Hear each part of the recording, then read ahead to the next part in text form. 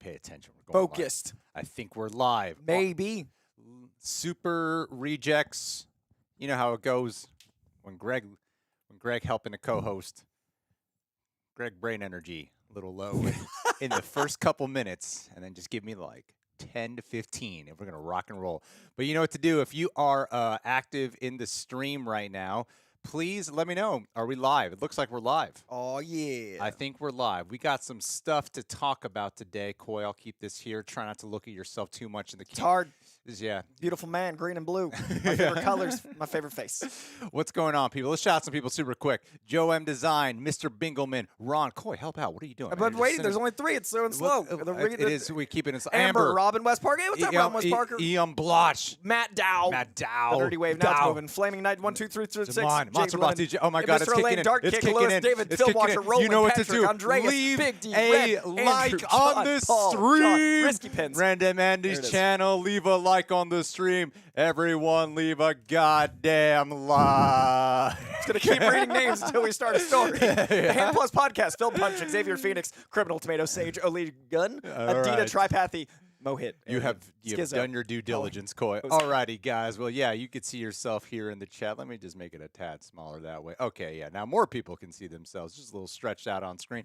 Ladies and gentlemen, we got some news to talk about. We got a couple topics that we have picked out ourselves. Of course, you know, we got the Fantastic Four news about some potential casting. And then, you know, there's some Jonathan Majors updates. There's some news about Venom 3. There's some other DCU talks. But remember, you guys are the ones who really help drive this stream based off of your feedback, based off of, you know, whatever it is that you guys are that's mainly on your mind or you want us to talk about. Streamlabs super chats are more than welcome. Great way to have your question to be guaranteed to be read. And also, thank you to everyone who contributed last week. Got a ton. Kept these guys live for a very long time. Which 3 hours. You're the co-host. An awesome thing to get going. The more they come in, the longer we stay. That's the way we roll. We read every single one of them. Never end the stream without doing it. But before we go into all those news, Coy, you wanted to mention a couple of things. I do want to talk about the glory that is the Adam Driver news, I think, at the top. I do think that is something that shouldn't be as... It's been maybe the most controversial... No, you son of a B. You wanted to give an announcement. mention a thing! Gosh, I was like, I got news. He said he wanted to plug something, and I set him up, and he doesn't follow through. I was so in work mode. I was so producing. I was focused. This Friday... You're blocking your face, yesterday. Coy. You're blocking your face. What I'm going to look at myself. Jesus, this is what happens. Coy. I need to know where I am, who I am. This Friday, the 28th... If you're in LA, if you're in Southern California, especially if you're in Burbank, Flappers in Burbank, we're going to be doing a stand-up show followed by an episode of Capes and Cowls. A lot of people have said they wanted to see my stand-up. I'm doing a full 10-minute set on Friday. You are? I'm doing like a tight 10, dude. Who else is going to be there? It's going to be Roxy Stryer, Winston Marshall, Christian Harloff, Kate Mulligan, and... I think Steph Sabrai is coming. So we got a nice onslaught of the schmo community, but not all of us are doing stand-up. Me, Winston, Christian doing stand-up. I believe Kate is as well. And then there's going to be an episode of Capes and Cowls, an episode of The Big Thing, and an episode of Sith Council. So tickets are on sale now at thechristianharloff.com, and they are almost sold out. So I'd get in there. Are they almost sold out? It's the room's over 3/4 sold, and I don't know how big the room is. So I think that means almost sold out. Yeah. There's only so many seats. There's a lot of people Very at the show that I know. I feel like it's like the Avengers have assembled first. I just don't know if I have time to attend. That's my one problem. That's fair. I mean, it's a Friday. It's a Friday night. Starts 10 p.m., so it's late enough. You might get your work done. But I gotta 10 give p.m. it like 7 in the morning. You're an adult. Yeah, I next do. day's Saturday. I am an adult. Thank you for that super chat. By the way, over who was that? We're don't worry. We'll get to everyone's super chats Promise. when they come in. But thank you for being the first super chat. Yeah. Can you guys hear this noise? No. Yuka Prida. Why can't I hear it? I don't know. Where's John? Okay, you know what? No, John. Right now, John's making the noise. That's what happens when you press that button. Just we'll make our own noises when someone comes in. It's gonna be great. Alrighty, guys. Well, let's kick it off. Let's talk about the main thing that other people have been talking about this week, and also be sure to leave a like on this video. That helps with the playback here.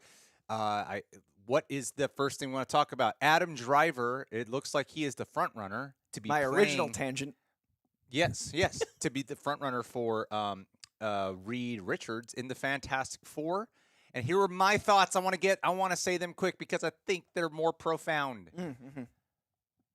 That sounds good. Profound. I feel like Adam Driver can do it. He can do anything. There you go. Go ahead, take it away. Actor can act. Why is Adam Driver? Well, you know what I'll say. I think Adam Driver is good because I think when some people think of Reed Richards, I'm not super familiar with Reed Richards. I'm not like the most, informative. Coy will recommend me some stuff, and then I'll be able to really get my knowledge down. But Reed Richards has a darkness to him. And I think Adam Driver can bring that level of a strong protagonist, someone who can have that warmth. You could be endeared to him, but also provide that like darkness underneath the eyes that Adam Driver's so good at bringing to like every single role because he seems like a moody individual. Yeah, and that's like something that he just brings a level of impact and gravitas to like every performance he does. And I think for him to be back in the Mouse House is a cool thing. I love all that. I completely agree. But you hate it. No, actually, I think this is a great opportunity for John Oliver to cameo. No, I really love John Oliver. Have you seen the John Oliver Adam Driver? Oh yeah. About how he was Crush me thick, daddy. Yeah. That's why I want John Oliver and as John Oliver. No, I think that it's a really interesting take because it shows a lot of what the age of the Fantastic Four is going to be. If this is true, this gives us kind of a window of how old our Sue and our Johnny. I'll adjust you. I'll just sit like this, like a baby in a car seat. I'll adjust you. Don't you worry, buddy. So I think that it gives us a sense of the age of the team, and it's not going to be that young mistake they made with the reboot, but it's also not going to be too old where they can't play these characters for the next 10 to 15 years. Reed has those, dusty gray sides, but you can get those in your 30s. It's been interesting to see people be like, he's too young. I'm like, bro, he's 39. Like, that's a grown man. But I think what it says is there's going to be an element of the Council of Reeds that's established in the beginning where there is a darkness underneath, where there is an element of he's a man cursed with pure brilliance, and he gets frustrated. He's absent-minded. He's a family man, but he's also really in love man. He's in love with his work. That's what he loves. So I want to see Reed be able to do what like the Marriage Story element of Adam Driver was, where it's really multifaceted. There's a lot going on. There's a lot of depth to the performance, but also the levity of things like the SNL that he did, or the heart of things like his Noah Baumbach films. Like I think his resume really speaks to what he can bring to Reed, and I love some of the other choices like Penn Badgley and names that were bandied about, but I think Adam Driver has a bankability, a gravitas, and the versatility as an actor that's required, and I think he's a really good choice. I mean, when we're reading we got the chat pulled up in Everyone front of us. says Doom, and it's fine. I think it's too predictable. It's too obvious. It's like if you said Javier Bardem as Doom, I would be like, oh my God. That makes sense. Yeah. He's a man in a metal mask again and a cloak. Yeah, I'm on the same page as you, brother. The thing with Adam Driver is like I've seen some people here who are saying like they can't see him as Reed Richards, and we got a good amount of super chats already. Wow, thank you guys. Yeah, thank you. We will get to all of them. Don't worry, we read every single one of them. The thing with Adam Driver that I think will happen with anyone who's doubting is the second you see that first trailer, hell, even the first image, they're probably going to be like, never mind, I was wrong. Correct. He looks great. Someone was bringing up in the chat earlier, they wonder if he's going to cut his hair for it. Because, every time I see the fan casting, I imagine it'll be like somewhere between his long hair to his I mean, like, okay, we have the fan pic that I put in the thumbnail. That's kind of like where I think imagine. so. That's like the length that I would imagine it to be. Yeah, and I think they're gonna get the sides right and give them that little graying, and I think it's gonna get more pronounced as the series goes on. I think in the comics how in the comic movies how they get more and more comic accurate with their costumes. That'll just be his hair. Yeah, like he's gonna get more comic accurate as he stresses. Yeah, I'm excited for that. But yeah, there we go. So and Mila Kunis, I think, is gonna be Sue. That is one of the top. Supposedly that is like the top picks for Sue Storm. And it works age-wise, and it works like the style of them. I'm very surprised by that just from knowing Mila Kunis personally. Yeah, I love as her. I called her up, she comes over here often. She's going to be at your Flapper show. Yes. Yeah, so Mila Kunis. See you there.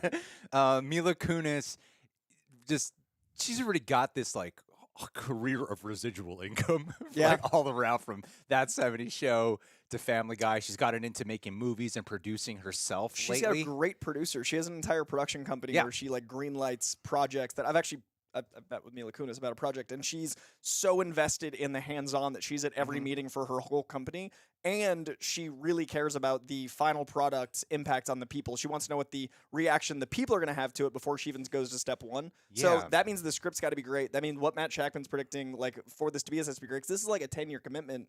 I don't see her doing it unless it's great. Well, that was one thing is like she only does things right now that she is really personally drawn to. Like she doesn't need money. Right, that's what I'm saying. I mean, plus her combined income with Ashton Kutcher, doing okay. Woman really doesn't need money. They're pretty tucked in. Yeah. Like, they're okay. And I think Mila Kunis is also an underrated actress as well. Like, I agree. We mainly know her for her comedic work, but have you seen American Psycho 2? Black Nailed Swan? It. Nailed it. Or American Psycho 2, the magnum opus. That was a good one. We do got to get to some super chats in just a second. Don't worry, we will get to all them. But I did want to quickly touch on the Jonathan Majors stuff, because I just want to get it out of the way, because people have been asking for us about videos since, so we did a video talking about it, and then within the matter of 48 hours, 2 more pieces of news did break out regarding Jonathan Majors, and we just didn't do it, because it got to the point where I was like, you know what? We should just wait. Let's just wait. A video every we should just probably just wait for a while, right? And so the first thing that came out was that there were multiple women have apparently are cooperating with the DA, district attorney, bringing more allegations towards Jonathan Majors, women from his past, presumably. And then Jonathan Majors' lawyer, the following day, finally released some shit showing that the woman at the bar where there were reports, the girlfriend reports about like her. Did you follow all this? Well, refresh my memory here. Basically, she was out that night, and there was video of her, like, because like where her injury was, she was using the thing where her supposedly her and apparently dress. the images didn't match with the strangling marks that were apparently, Yes. There were discrepancies in what we had heard versus what was shown versus what was said, is what I gathered. Yeah. And like I can remember when those text messages came out, and even in our video, we did say like, this could totally be a person in just a toxic, abusive relationship. And maybe she is, right? Or we could just be reading way too much into it, and maybe she is just being very straightforward about it, right? Yeah. Like, we just don't know. We don't know, because everything is an allegation at this point. And I think that's really important to open with on this conversation, because I've seen so many TikToks, so many videos, so many actual credible news sites talking about this as if there's anything in pen or anything that's actually fact yet. No. We know nothing. And May 8th, I think, is the first court date. So I think it's really... I think this will be really gross if it becomes the next Johnny Depp Amber Heard, and I know that people like a circus, and I know that people like to watch people that they see as famous or rich fail, and I think it's going to be a really detrimental thing to society if we keep going, hey, that real-life problem, we should make a spectacle and profit off it, because I know entire YouTube channels that literally people have bought houses off of commenting on famous people's plights, and it's disgusting without facts. Plan. I mean, you're ready. If this thing doesn't work out, boom. Just bam. Amber Heard Johnny Depp trial just coverage too. Drama it all the way. Just watching reactions to the trailers, like to the trial, like yeah. Go hard, all right. Blame it all on the left. Scream virtue signaling, woke culture, easy peasy. SJW. Look how mad I am. Isolate a line or two from something. Yell at the screen. He jokes high profit. But like that is a high profit, honestly. If we didn't have souls, the money we could make. Oh my God! Yeah, our articulation. So well. We'd be the best worst lawyers or those people. Well. But it's important to separate. But yeah, important in terms of the Jonathan Major stuff. It's like one thing that this thing can get so sticky because, yeah, I mean when you hear about there's strangulation marks and then you see the close up body cam footage and you don't see a strangulation mark. You go, okay, maybe this did get blown out of proportion because the lawyer is saying that part of the video evidence is that you could see that the cops were pretty much suggesting that she says that, like kind of forcing the narrative to go that way. And then you got people because it could very well be both things. It could very well be he didn't actually harm her, and then he could have also been abusive in the past. But how far in the past was that? Has he changed enough as a person for those things to not be, something he should be condemned for and also, anymore? We said 11 women or whatever the number was. Oh my God, 11? That's what I heard. 11?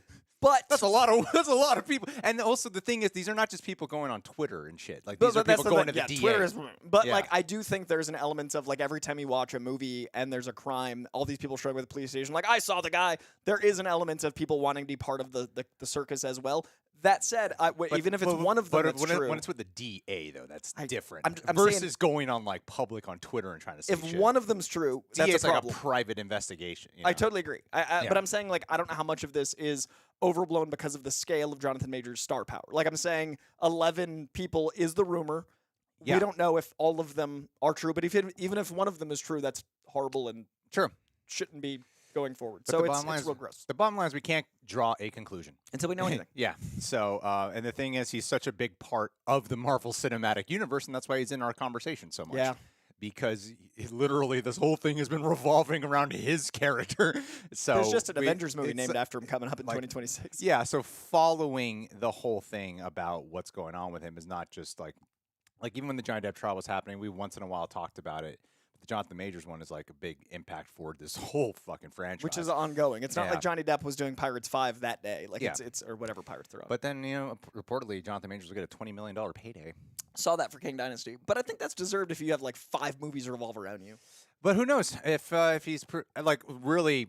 I don't know how people are going to feel about having to prove his case against the multiple allegations that are being set with the DA, but I think all that really matters to people right now is the situation with the girlfriend. I think right now it's John versus public persona. Like I think that like Sure. it's not John even Humphrey. about John Humphrey. He's not John here. Humphrey Jonathan versus Majors public- versus because look at the public chat. Like the chat is persona. literally like innocent until proven guilty, and then there's 3 people being like, yeah, but they dropped him from all those projects. PR he might have fired because they did a horrible job. Yeah. The management team might have just been like, we are dealing with so many things, we don't want to be anywhere near this. The movies dropping him might have been because like they don't feel like they could get the movies moving in time with all this negative press. We don't know any facts yet. Like that's me playing devil's advocate to the fact that this town is gonna knee-jerk react to things. We don't know anything, so I think it's messy to say otherwise. Oh yeah, but worst case, Jonathan Majors is out. I would say do him Finn Wolfhard. He's ready. He's ready. He's born for this. Jensen Ackles for Batman. I would love to see Jensen Ackles playing old man Batman. I think if they did Batman Beyond, he would be great to do it. They like should. 40. If you guys seen High Top Films' Batman Beyond video, fucking amazing. Watch. I do like Jensen Ackles for Batman quite a bit. All right. So before we go to Super Chats, we got one more story we want to knock out here. But here's what I'm going to do. I'm gonna mix this up a tad bit here, guys. I'm gonna mix this up. Watch Greggy go to work. I'm experimenting here with OBS.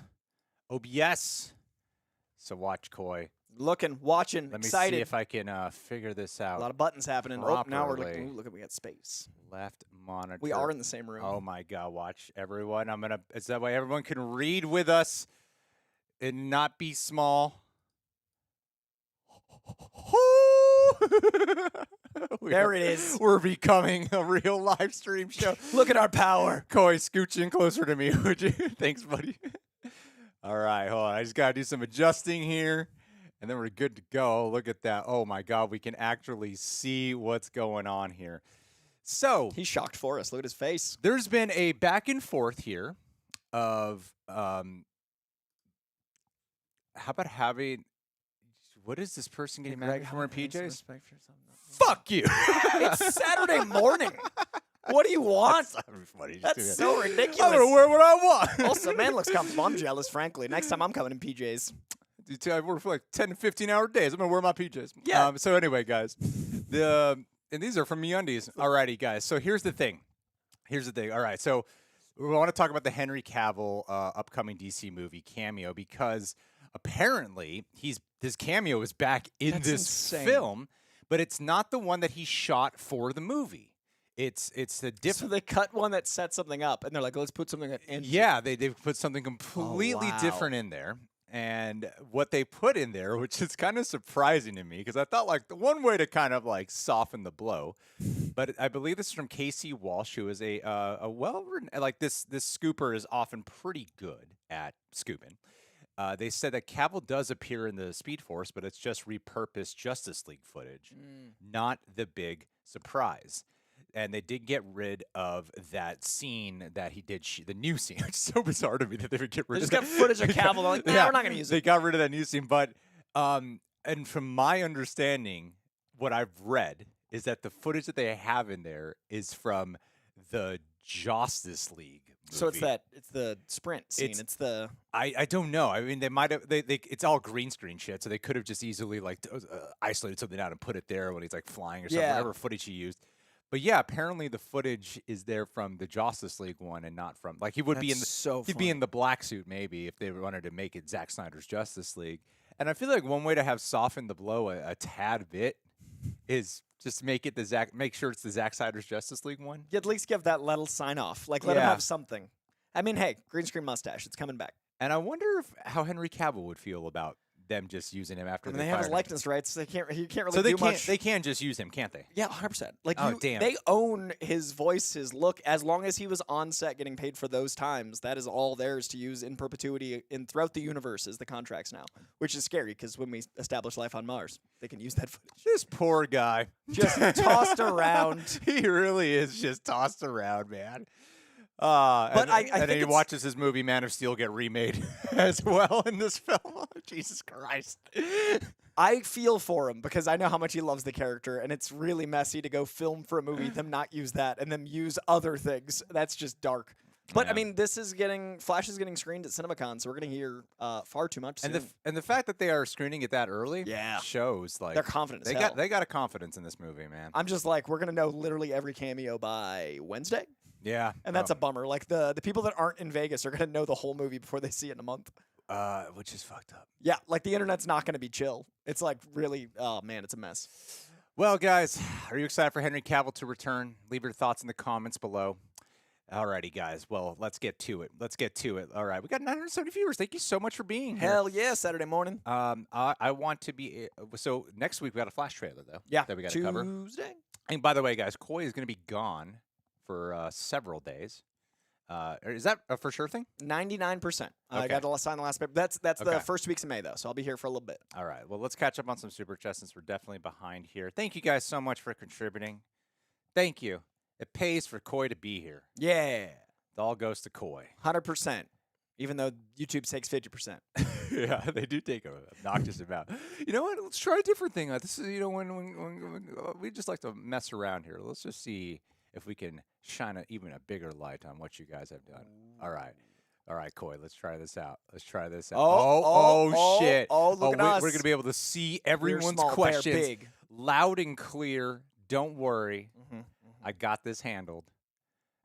There it is. There it is. It's going great.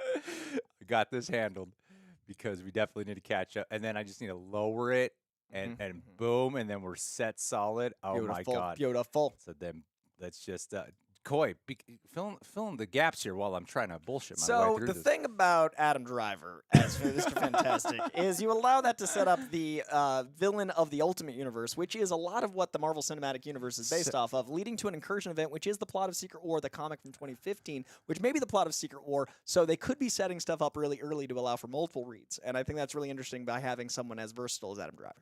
All right, so what's the best way to do this, Coy? Uh, if we do it like that? Yeah, and then you can read the bottom one. Like, Yeah, then we start read the with bottom Teague. one. Oh, yeah. Okay, then we go. And then I could highlight it. Mm-hmm. So then you guys know what question we're on.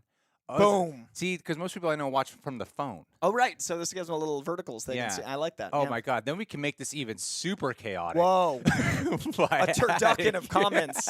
Let's have Just- everything. Just so many comments. Look at Moving- I like oh that. my Look at God. that. Look at that. Oh, shit. This is wild. It's like an old message and then board on from the the phone, 2000s. your text is even going to be even Tinier. tinier. It's just So acknowledging You can't even people. see at all. Watch what it on your is. computer Like, with us. Why can't? What's the point of even having the chat there? What are these tiny people reading this tiny font about? All right, Teague. Teague, what is Teague saying? Now you don't have to look over here, Coy. You can look at the front okay. here. All right, I can look over here. Teague, thank you so much for the super chat. Hip hip hooray! Coy, are you excited for the Venture Brothers movie? What is your favorite Adult Swim show? We're keeping this about comic books. Aqua Teen, Frisky Dingo, Morel Oriel, Super Jail, etc. You got 2 minutes on the clock, Coy. Take it away. It's going to be less than that. I'm going to be totally, completely honest. I am not a Venture Brothers guy. I don't watch a lot of TV that is not like in the what's that? What do we got? Oh, is that a timer? Oh God, there's so many variables. I don't watch a lot of I don't have a lot of time for TV, so I generally watch like the biggest show of the season. Like I love Ted Lasso, but that's now become the thing that I can report on. Venture Brothers never really captured me. Animation doesn't really connect with me. Like I like Miyazaki, but it doesn't make me cry like all my friends. Like animation for whatever reason there's a disconnect for me. And I really don't watch a lot of comedy. The reason I loved Banshee so much is it made me laugh. Like I think a lot of other people enjoy comedy. Comedy doesn't really like register for me. I'm like a broken man. Animation and comedy don't settle. So I've never seen an episode of Venture Brothers, but I know that Adult Swim is responsible for a lot of the great John Schnepp's work. So anything Adult Swim does, I respect because they brought John Schnepp's art to life. I just don't personally connect to animation or a lot of comedy, which is a sad way to live. Way to go, Coy. You did it. You did it in 1 minute. Thank you so much. All right, here we go. Oh, my God. I do like the look of this. I like Shane Black comedy. But I like need dark comedy. Oh, I run into a little problem here, everyone. Uh-oh. You were just so proud. You were like, I love this. I need to refresh this. Oh, no. It's an experiment with imagery here. But Okay, the thing all is, right. I've learned how to freeform this around so we This can... is jazz, guys. It's happening in This is real jazz. time. It's happening in real time. It's how we roll around here, Right now, man. he's soloing on the sax. He's just All right. going for it. Bill Burr is Stan Lee. I agree, Republic of Casuals. I think every Stan Lee cameo should be replaced by Bill Burr 'cause he's the best part of Star Wars now. Oh, look. Planet Boston. This is so good. Okay, we've got too far. Let's just read old super chats. Let's do it. Let's talk about what John would say. Any questions? We got this. Oh no, I totally skipped some questions. Smokey Vandross, I like stand-up comedy more than like televised comedy, and I like comedy movies and TV like once, but I don't find I rewatch them, and I also find that like comedy is so subjective that usually what I find funny, most people don't. Like my two favorite comedies are Kiss Kiss Bang Bang and In Bruges, and those aren't the type of comedies that like most people make. I believe you.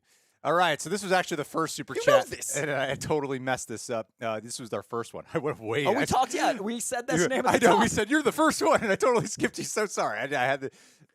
We're learning here. Yuka Priete. Thank you. Between you guys, Comic Storian, and you rock stars, you guys make my life better. We can look here, Coy. Let's try that. Let's try this there out. it is, uh-huh. We can look right there. You guys make my life better. Love y'all. Keep doing what you are doing. Best DCEU movie.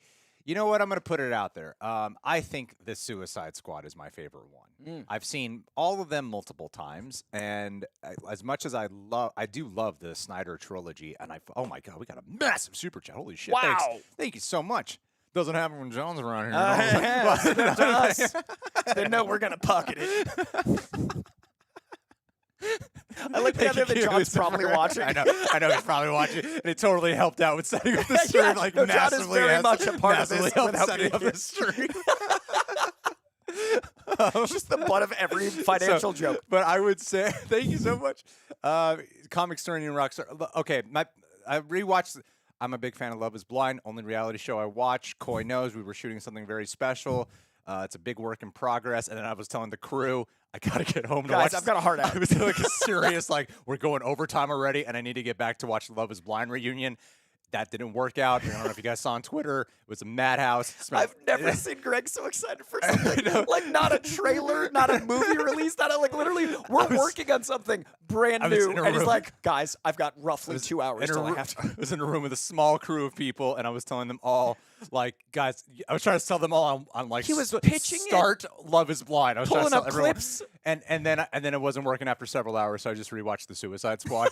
and I was like, God damn, this movie is fucking perfect. Like, to me, it's perfect. Man. And like, everyone has their own preference. If you prefer Zack Snyder's Justice League, if you prefer Wonder Woman, or whatever it may be. But to me, I feel like that is like the perfect runtime. It's so impressive to me, the amount of characters that they introduce there, and yet you still feel like you really there's like almost while there's some good exposition in there, there's also a semi like impressive laconic way of handling the impact you can have on characters with doing little, and yet same time doing a lot, you know? So I think I love that film. I just think it's so entertaining, and I'm weirdly moved to tears whenever the Suicide Squad decides to jump into the battlefield to fight Starro. Yeah. And just watching that. So yeah, you know, I think it's really great. What's your favorite DCEU film? First of all, thanks for the love to all those channels. And mine, I believe, is I think actually the first Shazam. I get a lot out of found family stories. I think That's that surprising. yeah, is it? Well, I love family. That's why I love the Fast Family. But I also love that family's thicker than blood, and I think a lot of foster stories make the foster families like evil because there's a lot of brokenness in any system. There's a lot of corruption in any system, but there's also the good side in any system. And I feel like when you say like foster parent, the instinct is this knee-jerk reaction of like evil, corrupt, profit, and instead Shazam made this really lovely story of an underdog and finding a family and then finding a superhero family. I love the mirroring of finding his Billy Batson family and his Shazamily. I love the mirroring of what the lack of family did to the evil, the corruption, versus what this kid with nothing found that is more important than this money. I love the idea of the sins being the manifestation of the darkness that he has to like leave behind. There's just a lot in that first movie that really speaks to me. And I think the reason we love superheroes is that childlike wonder and glee. And I think in the first film, it works a lot better with Zack playing a 12, 14-year-old and being that like ridiculous over the top, and there's just this joy in it. I also think it was my least expected to be that good. Like DC was on a roller coaster of quality, and then Shazam no one was counting on, and then I saw it like 2 months early because I toured with it, and I was like, this movie's gonna be everywhere, and then it did well considering like no one knew the character, no one knew David F. Sandberg. It just that one means a lot to me. I love the Suicide Squad, but I think my experience with Shazam and my history with it is my number one. I'm gonna let Wake stay in the chat. What would Waka say? He's the guy saying this about my clothes, and you know It's what? not I'm about like, you it's wearing part of those my things brand. all week, every. Well, it's almost like he has a washer and dryer in his house because he fucking lives here. Like, why would he have? Do you own It's part of my 7 different brand. days It's a of hangout PJs? show, man. Yeah, it's also like he lives here and has to like. Does this make all look the like a shit. lazy man Does right this here? man Does not this leave look, the house? Does this look like a guy who doesn't Those leave gains the don't happen house? from doing laundry in your own home. That's just a Anyway. weird. That's a weird thing to just be on about. Hey, Coy. It's Hope okay. that guy sleeps in spikes. Engagement. He probably sleeps in like a wool that's really abrasive, and he's jealous of your comfort. He hasn't crossed the line yet. Okay, Blue, he will. Blue He will. Lemon on pizza. Hi from Croatia. Love your reactions and videos. Thank you so much. I love Croatia. I visit there twice a year. Best pizza in the. Jeremy Casson, on the other hand, can go fuck himself. Corey, for God's sake, take your meds is like the 3rd time he's attempted that. I just have energy because I take care of myself. So I don't know what meds you want me to take, but I'm not gonna. Fuck your mother. Coy, please. We don't need to have sex with anyone's mother here. Depends on the mother. That it does. Have you seen Coy's mom? Whoo, bad. Shit, I walked right into that. I was unprepared. I don't know why I didn't see that one. Jeff Carroll. Jeff Carroll, here we go. I miss the old Coy.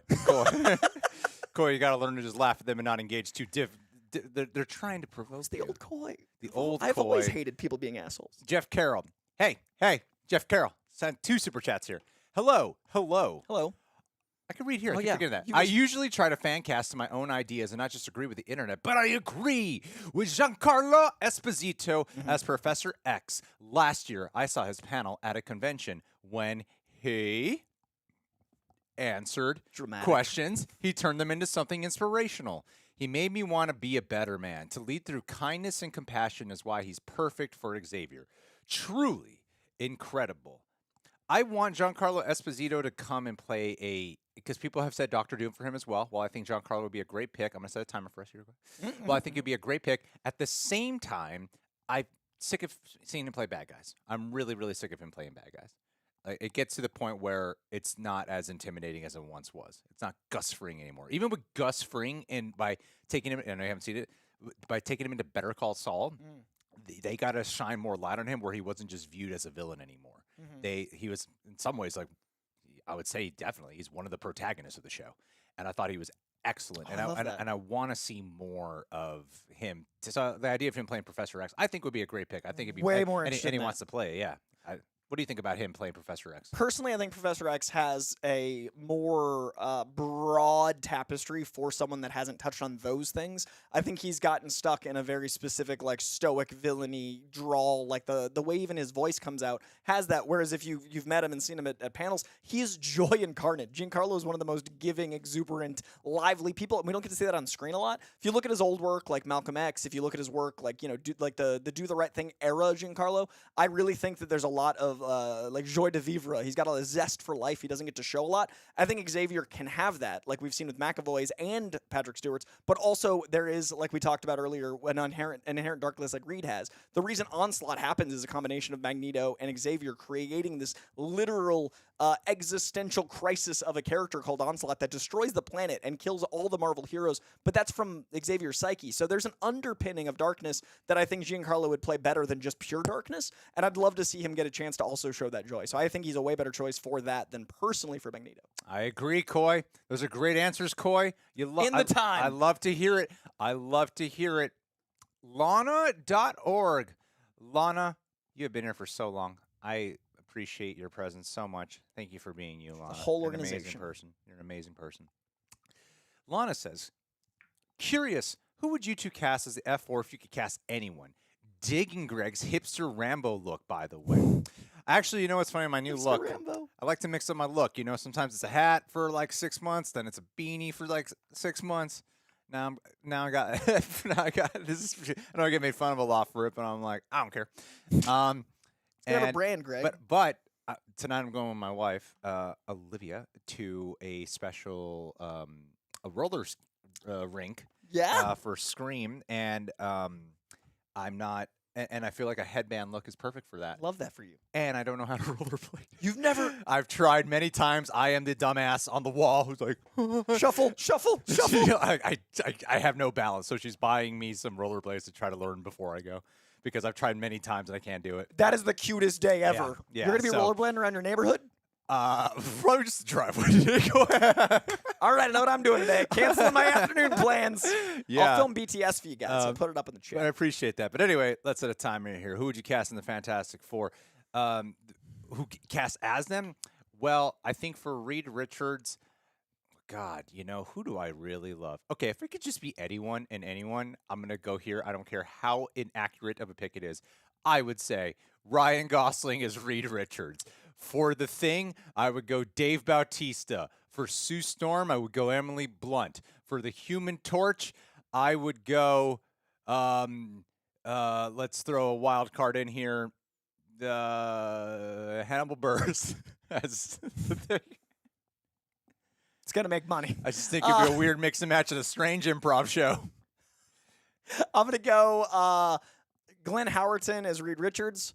I'm going to go, and I'm not kidding, I think he'd be excellent. He has the both intelligence, way of speaking, and also pumpacity of his arrogance, which I think would suit Reed. Nice I'm going to word. go Joe Keery or Zac Efron, depending on the age they go for Johnny Storm. I think Joe Keery has an inherent, swoon, hair flip. The Johnny Storm has to be, something that makes the first family approachable and that he's the rock star of them. So even when things go wrong, he represents that, fun of being one of this family. That's the difference between them and the mutants is Johnny Storm really anchors that. So I think Joe Keery or Zac Efron. I think for The Thing, Seth Rogen, because you want The Thing to have this impossible charm that even though he's a scary thing covered in rocks, when you hear him, you're comforted. And I could hear him being I hear Seth Rogen saying it's clobber in time and being The Thing working. And then either I know what you're typing here is funny because it's true, but I think there's a reason these archetypal characters. Jodie Comer as Sue Storm. I think after The Last Duel, more people should have hired Jodie Comer for everything. I think she's incredibly intelligent, incredibly versatile, and you want someone that's an intellectual equal to Reed, but also is a little bit more powerful in what her powers can do. I think Jodie Comer can do that, and Rufus Sewell for Doctor Doom. Brilliant. That's why they pay the big bucks around her. 2 seconds left. Genius. Absolute genius. Yeah, I do have a Rejects headband. Do you? It's in development right now. I got a prototype out there. Ooh. Yeah. There's people testing headbands to the right, off screen right here. There's people no, too tight. I do have too loose. I did say no, it's a little too. It's too thin. Oh. Here. It's I obviously wear them a little thick. And you want the graphic so to not. I want it thick here and then the graphic in the center. Mm-hmm. I like it. Yeah. And it literally came from. We're wearing these a lot. So let me. Now's the time to brand it. Aditya Tripathi. Guess what? I am glad that I got introduced to Koi through your channel. Finally, someone finally got introduced to you. Just love to watch this Comic Corner. Rankings and volume since then. Oh, I was thinking when you watch Guardians, you should do a ranking of the Guardians. I got a question for the chat. I'm going to put this on the community page later to really get a concrete answer. I want to get a spam yes if you agree, spam no if you don't think this should be. For the ranking of Guardians of the Galaxy movies after watching Volume 3, should Avengers, Infinity War, and Endgame be included? Spam yes if you think it should be included. Spam no if you don't think it should be included. Let's wait this out a tiny bit. Let's just stare. Let's wait. Let's wait because there's a delay on the chat, and there'll be a delay on the chat. Okay, here it comes. We'll know in seconds. We'll wait. So a ranking Comic Corner is the theory, the idea. Yeah. No, that'd be fun for the Guardians. Yeah, I movies. love that idea. Don't worry. Let's just sit here in silence. Let's just awkwardly just see what happens. All right. No one actually. There's a glitch. No, don't. All right. I was surprised because I feel like Infinity War is such an integral part of the journey, especially Infinity War. Especially Infinity War, but it looks like way more no's. All right, wow. just the 3. This is a pretty explicit no. A decisive wow, no. That's an explicit. That's surprising because I think in Infinity War, the Guardians is such an important part. I agree. It's like Guardians 1.5. Literally, that's when Gamora dies. Doesn't matter. Spoilers. So, I guess no. Wow, that's surprising. I mean, I feel like you'd have to do Endgame though if you do Infinity War. Right. Someone said paired together, not separate. Noah Hall said maybe. Actually, yeah, that might not be a bad idea. But quality but of they're movie so different though. Oh, very yeah. Different That's a hard thing. thing. Also, Endgame doesn't have Guardian centric. It's more like there. I mean, they're Star at the Lord end. has elements. There's Nebula's journey though. In right. Endgame. Oh man, that's what good. I mean. Their and character it parallels her journey in Guardians too. So that's what I mean. Their character journeys are so important there. So I feel like there's an argument to be made for why. But would you think I should do 4 and pair Infinity War and Guardians, and then Guardians 1 through 3 as as a holiday ranking? special too? Oh, yeah, I had to include that because it is like 3. Oh yeah, that Guardians counts. films. Yeah. Okay.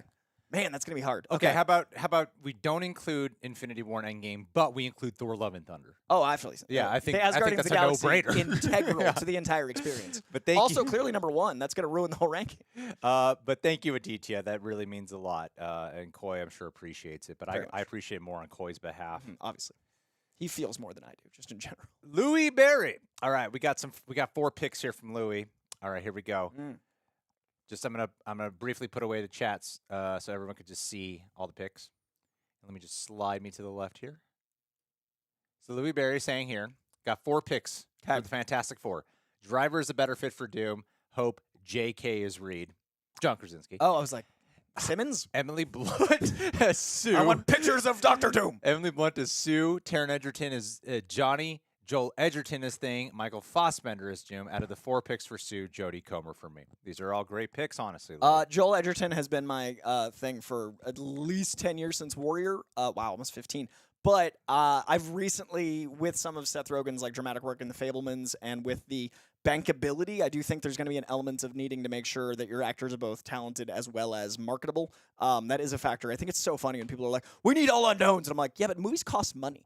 And I think that Seth Rogen has a bankability. I think Joel Edgerton, it would be perfect depending on who you cast around him. But I do think you also need to make this, you need to recover $250 million at a time. So I both of them would work for me for very different reasons. But I love all of these very much. Michael Fassbender as Doom is a great way to bring him back in a non-Magneto way. And yeah, love all your takes. The description box for the live stream is keyword bonanza. There it is. That's what I call it. We're living that life. Remember to like this so that way people find it later. Please leave a like. It helped. All those. It really does help. All those keywords help for the playback too, because live streams are a little bit harder to get pushed in algorithm on playback. And we're trying to do more of these to catch up on all the news. So if you guys want more of these, we need to know. And I also want one day for Koi to host it by himself. Bringing it back. It's going to be me on the 1s and 2s and pressing colors and reading and chaos. It's the legit goal here that we're aiming for right now. Utkarsh Gupta, thank you so much. Name your Harry Potter HBO cast. So many characters with big shoes to fill. We'll just do the main 3. We'll do the main 3. Okay.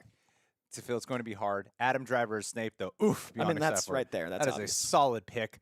I would say for Harry, hear me out here. Hear me out. Here are my picks.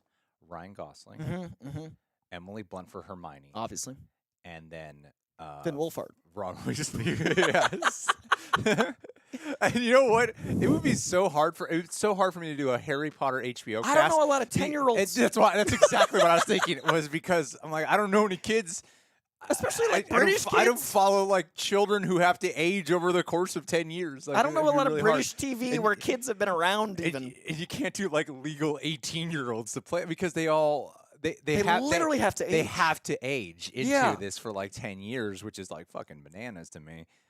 What a commitment to ask from children. I will say Brendan Gleeson would be a great Hagrid. Yeah, he was already in the Harry Potter movies. Doesn't mean he can't come back differently. Just ask Ralph Boner. He was in the Harry Potter movies. He was Mad Eye Moody, but he could also be a great Hagrid now that he's a little older. That's true. I think it'd be great, but I can't think of any kids. I'm so sorry to disappoint Utkarsh, but like I can't. I honestly think your Adam Driver as Snape though is a good pick. Pretty inspired. I feel like he would be.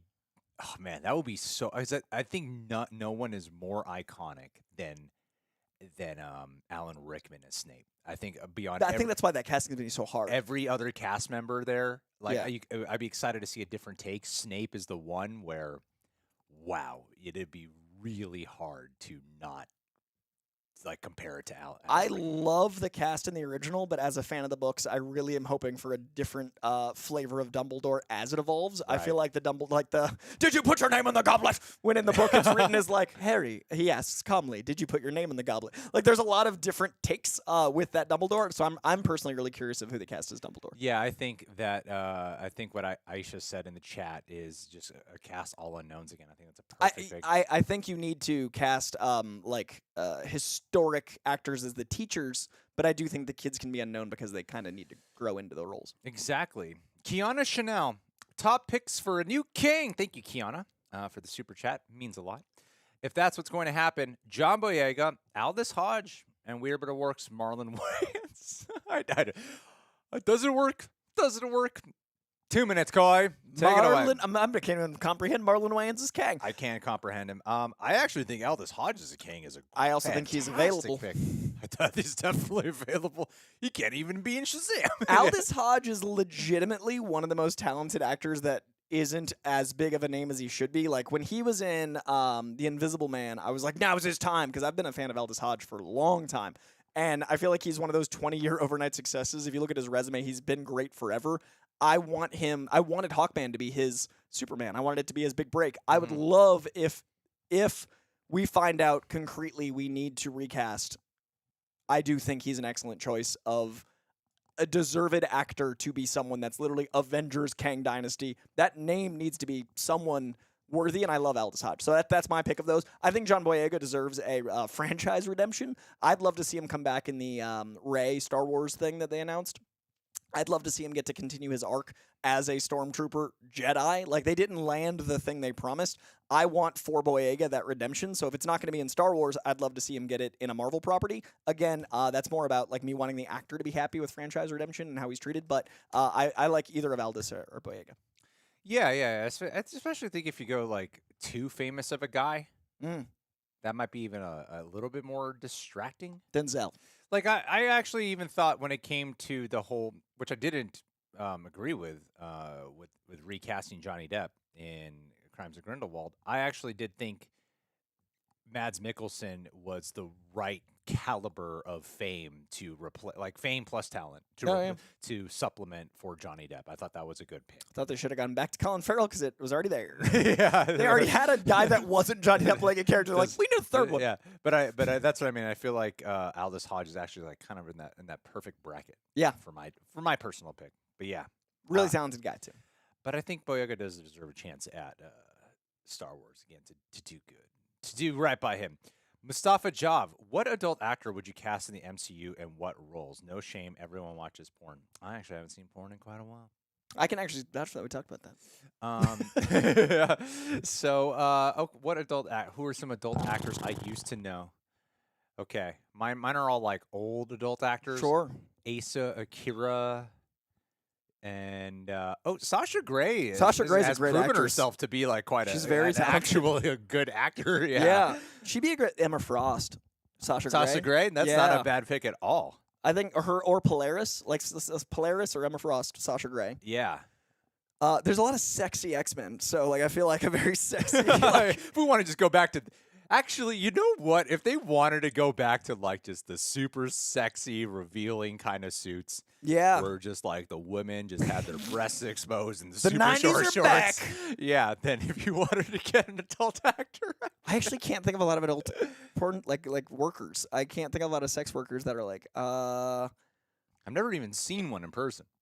I'm friends. I'm trying to think of like I'm friends with my friend April O'Neil is a big nerd and she's a porn star. I can't think of like where I'd put her though.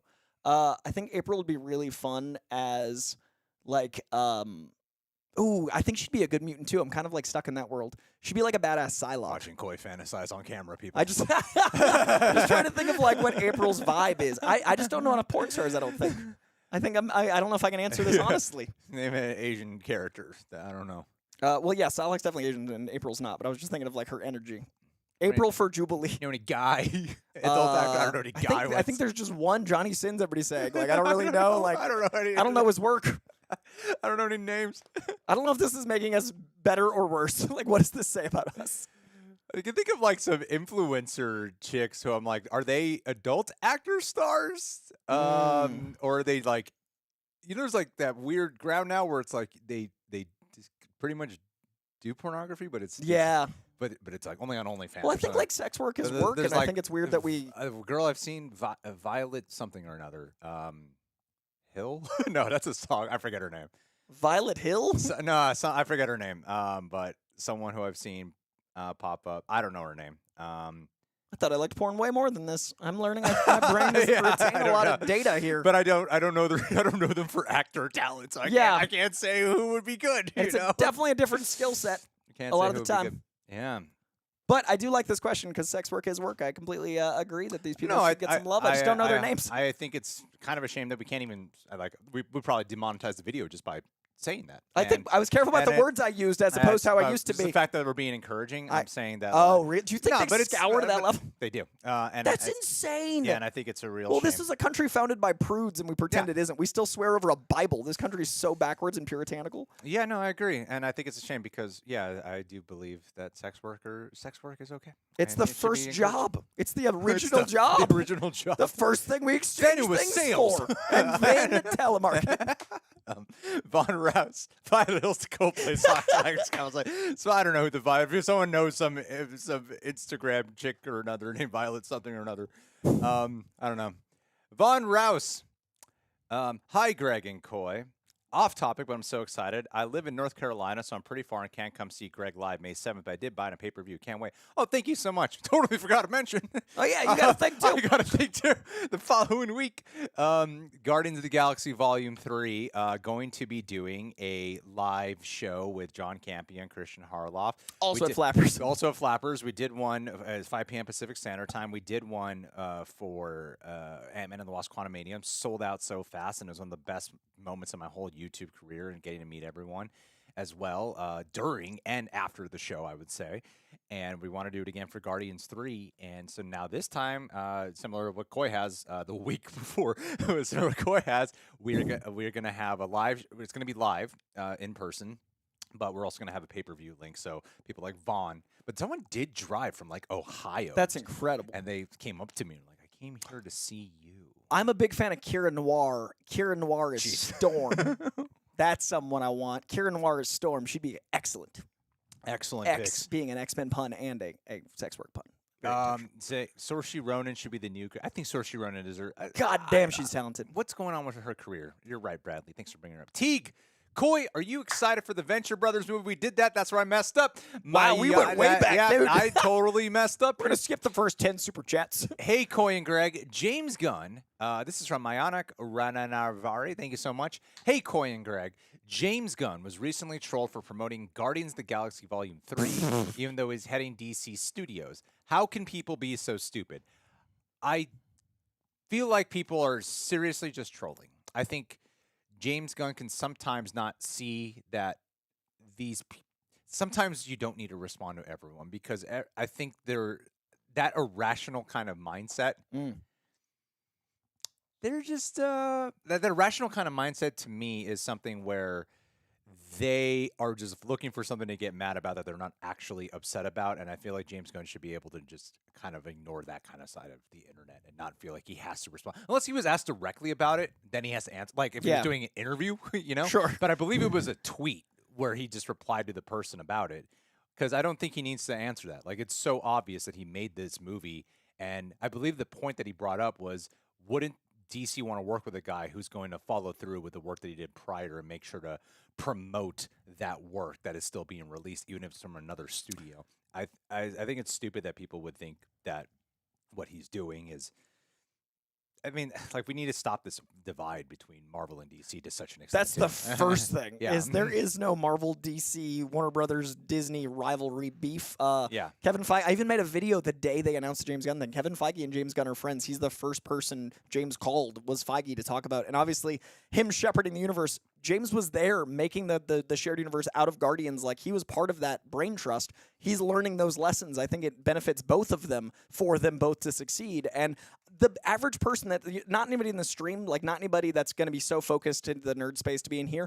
A lot of people, I'd say upwards of 40%, probably don't know the difference between Marvel and DC. They just see a superhero movie. So if DC does poorly, it affects on Marvel, and if Marvel does poorly, it affects on DC. So I think rising tide lifts all boats. I think this rivalry is bullshit. I think Jeff Johns and Kevin Feige are friends, and like they're at different sides of things. I also think that James has been really smart about he's running DC and warming it up while he's got this Guardians press, and it's getting good press for both companies. Every time there's a lull in news, he can talk about the other one, which is only lifting things up. So I guarantee at the Guardians press tour, there's going to be questions about DC, and I guarantee when he's starting up DC, there's going to be ramifications that Guardians has. So I think this is really short-sighted, and I like Greg's optimism that people aren't that stupid. I think some are. So I think that James has to probably see 1,000 of them and just answer one in order to get people to stop, maybe. I know. I just think there are some people who are that dumb.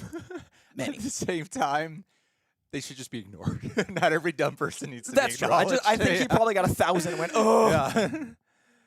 Yeah. I think it was just a levee broke and he just couldn't hang. I do want to talk about the Zack Snyder thing at some point.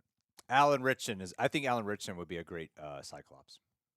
Oh, that's interesting. Have you seen Reacher? I haven't. Is it good? I saw you to the first episode. So I shot the second one too. I'm like, he's fucking great. Yeah? Yeah.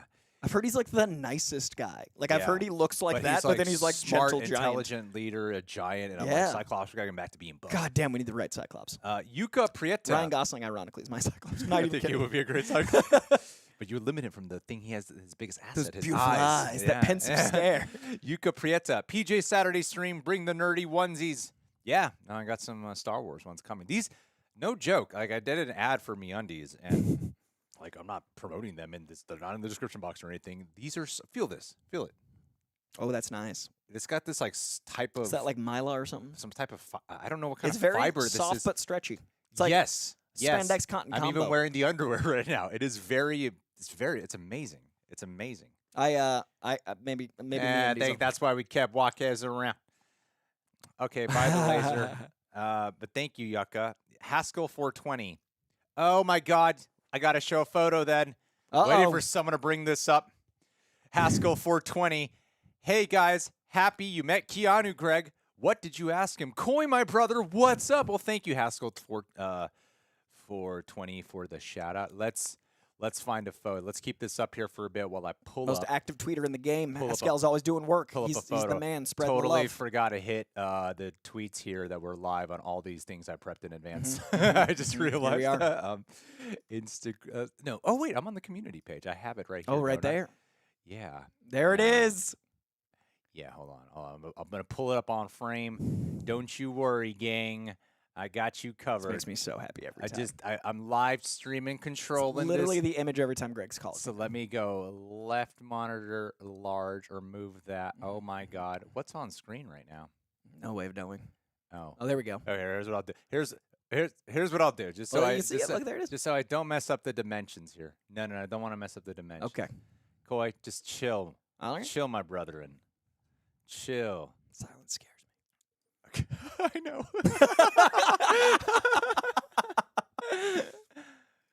All right. Oh, I also figured that effect to slide us into screen. Ooh. Yeah. Yeah. The chat stays on screen.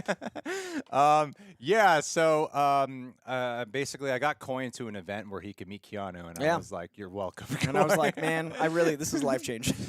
No, what ended up happening was Coy got an invite to an event, and then Coy invited me to join him. And I didn't know what it was going to be exactly like. And then it ended up being a private moment with Keanu one-on-one, like as you can see here. Can I set up the context of right before this, though? Really quick, I just want to mention, you do it. Because the story is a fun journey. So the day or 2 days before, Greg was asking me about my schedule because I was like, we were trying to figure out recording, I think, a DC thing. Yeah. And he was like, hey, what's your availability on blah, blah, blah day? And I was like, oh, I'm free after 1. By the way, that morning, do you want to come meet Keanu Reeves? And like, it was so great to be like, send. Yeah. And like, Greg like didn't know how to respond, and then he kept being like, dot, dot, dot, dot. I kept typing because I think you thought I was fucking with you. So I love that I was just like, hey, by the way, you're free. Well, I was like, I have to I'm going to be up late for Mandalorian because it was the finale. And then, of course, that was the night where our video just kept getting blocked, and I didn't get it up till 7:30 in the morning. So I was like, not sleeping. I'm on my way to go see Keanu right now. So you see here, this is the moment. It's Let beautiful. me move the chat here for a tiny bit so you guys can see.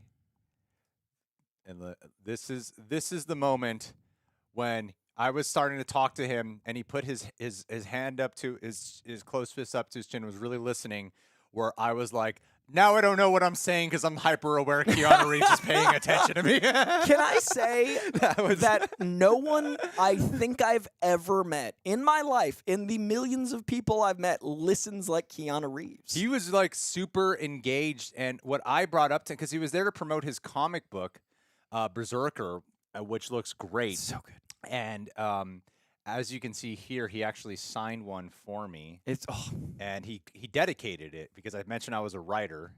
My passion's in writing, and he put may the muse be with you. And Dude, I love that He was so like trying to much. think of something, and he was like, "Do I He's so put?" thoughtful. It's like, well, what do you do? That's what he said. He's like, what do you do? He's like, I was like, I run a YouTube channel and I love to write. He's like, may the muse be with you. And then I was like, yeah, that's perfect. He's like, huh. And he just like smiled and then went to do it. And what I basically talked to him about, and I feel like this did not come out eloquently at all when talking with Keanu Reeves. I really don't think this came out eloquently. Was that? Oh, let me fix this really quick. Let me fix it. This just looks like so fucking chaotic. Yes. So I'm going to move the chat here for a tiny bit, just for a tiny bit, just so it's clear. So what I was trying to say was something that I was, because I wanted to say something genuine, because I was like, obviously I hadn't read the comic yet. Koi has raved about this comic to me countless times, and a lot of comics I read are based off Koi's recommendations. But I hadn't read the comic yet, and I didn't want to like bullshit Keanu Reeves. Respect. So, but I would love with the truth. What I really love was like I saw John Wick 3 times, and I don't really go to the theaters that often, which is true because I usually wait to react to them now here on the channel. And one thing that I really love that I think is underrated about Keanu Reeves' performance. This is what I really wanted to say. Something I don't feel like gets enough commentary is that his performance and his body language during the action scenes has such a performance in and of itself. It's not just choreography. It's not just fight. Like a lot of that was kind of the divide for me when it came to him and Halle Berry in the third John Wick movie. 100%. Was there's a like she's got the choreography down, but there is such an emotive performance there where you can see the pain and anguish and the struggle and the intensity, and that's what makes it believable, despite how that's not how ridiculous the physics are. Mm-hmm. What gets you invested in the stakes is Keanu Reeves' performance with the intensity and the struggle that he puts forth in it. It's peak mime work. And it is such good miming. And he was talking to me about, and then he started talking, he started like monologuing about how the grief shines through during those action scenes, and that's what he's like really channeling. And I mentioned the thing of how it was like, some people compare it to Fast and Furious, and he's like, well, no. And I cut him off because I was like, well, no, that's the thing, is that because of your performance, it makes it believable and the stakes feel real. And so I wanted to say something eloquent like that. Did not. I know the second he did this, I was like, nope, don't know what I'm saying anymore. I'm hyper. I've just become aware. I'm looking at Keanu. The first thing that happened was I walked up to him awkwardly, and I was like, hi, I'm Greg. He's like, then he paused. He went, hi, I'm Keanu. And then he shook my hand. And so, yeah. And I mentioned I wanted to do more comedies too, because, yeah. So, yeah, but no, it's. The biggest thanks really goes to Koi on that. Like, I'm very grateful because I would not have had this. Both Kevin Feige and Keanu Reeves I met through Koi.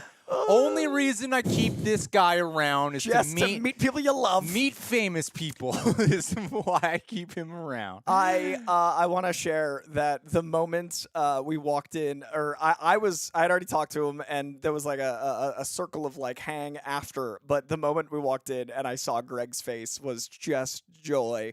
And like when I think of that day, and I tweeted this and I mean it from the bottom of my heart. When I think of that day, it's like the fifth thing I think of is my conversation with Keanu, because all of the Greg moments were highlights in my brain. Yeah. To see Greg glowing walking in, and then to hear like his sheer exuberance walking up to meet him, and then like to see that photo later. Literally every time Greg calls me now, I'm so happy because it's just you glowing next to Keanu. I think that is a perfect profile pic. I love it so much. And Keanu is everything you've heard. And we talked about... I said, that's one of the things I said to him was like, I said that like when he was sounds like you were exactly like what everyone has said you were like. I just had to say it. I finally got to ask him something that's been driving me insane, because I wasn't able to talk about it on the panel because we just had only so many things we could have allotments for, because we announced an anime, we announced a live action, we announced a movie, a novelization. But I've always loved that Berserker is an immortal struggling with immortality. So I asked Keanu whether writing this was a meditation on mortality. And with John Wick being a meditation on violence through peace, on peace through violence, this felt like a meditation on mortality through immortality, and whether or not he felt that when he finished this first arc, whether he felt any sense of closure. And he like paused and was really thoughtful, and he's like, I think the thing about mortality is it's a constant acceptance. And then I said, is your work with Ron Garney, who's a martial artist, the artist on the book is a martial artist as well, and they both are martial artists, and that's something they bond over. Like, me, Ron, and Keanu have talked about the importance of the physicality of martial arts in the character a lot. So I asked him, as a follow-up, the flow state you get in working on martial arts, does that also come into play when you're writing?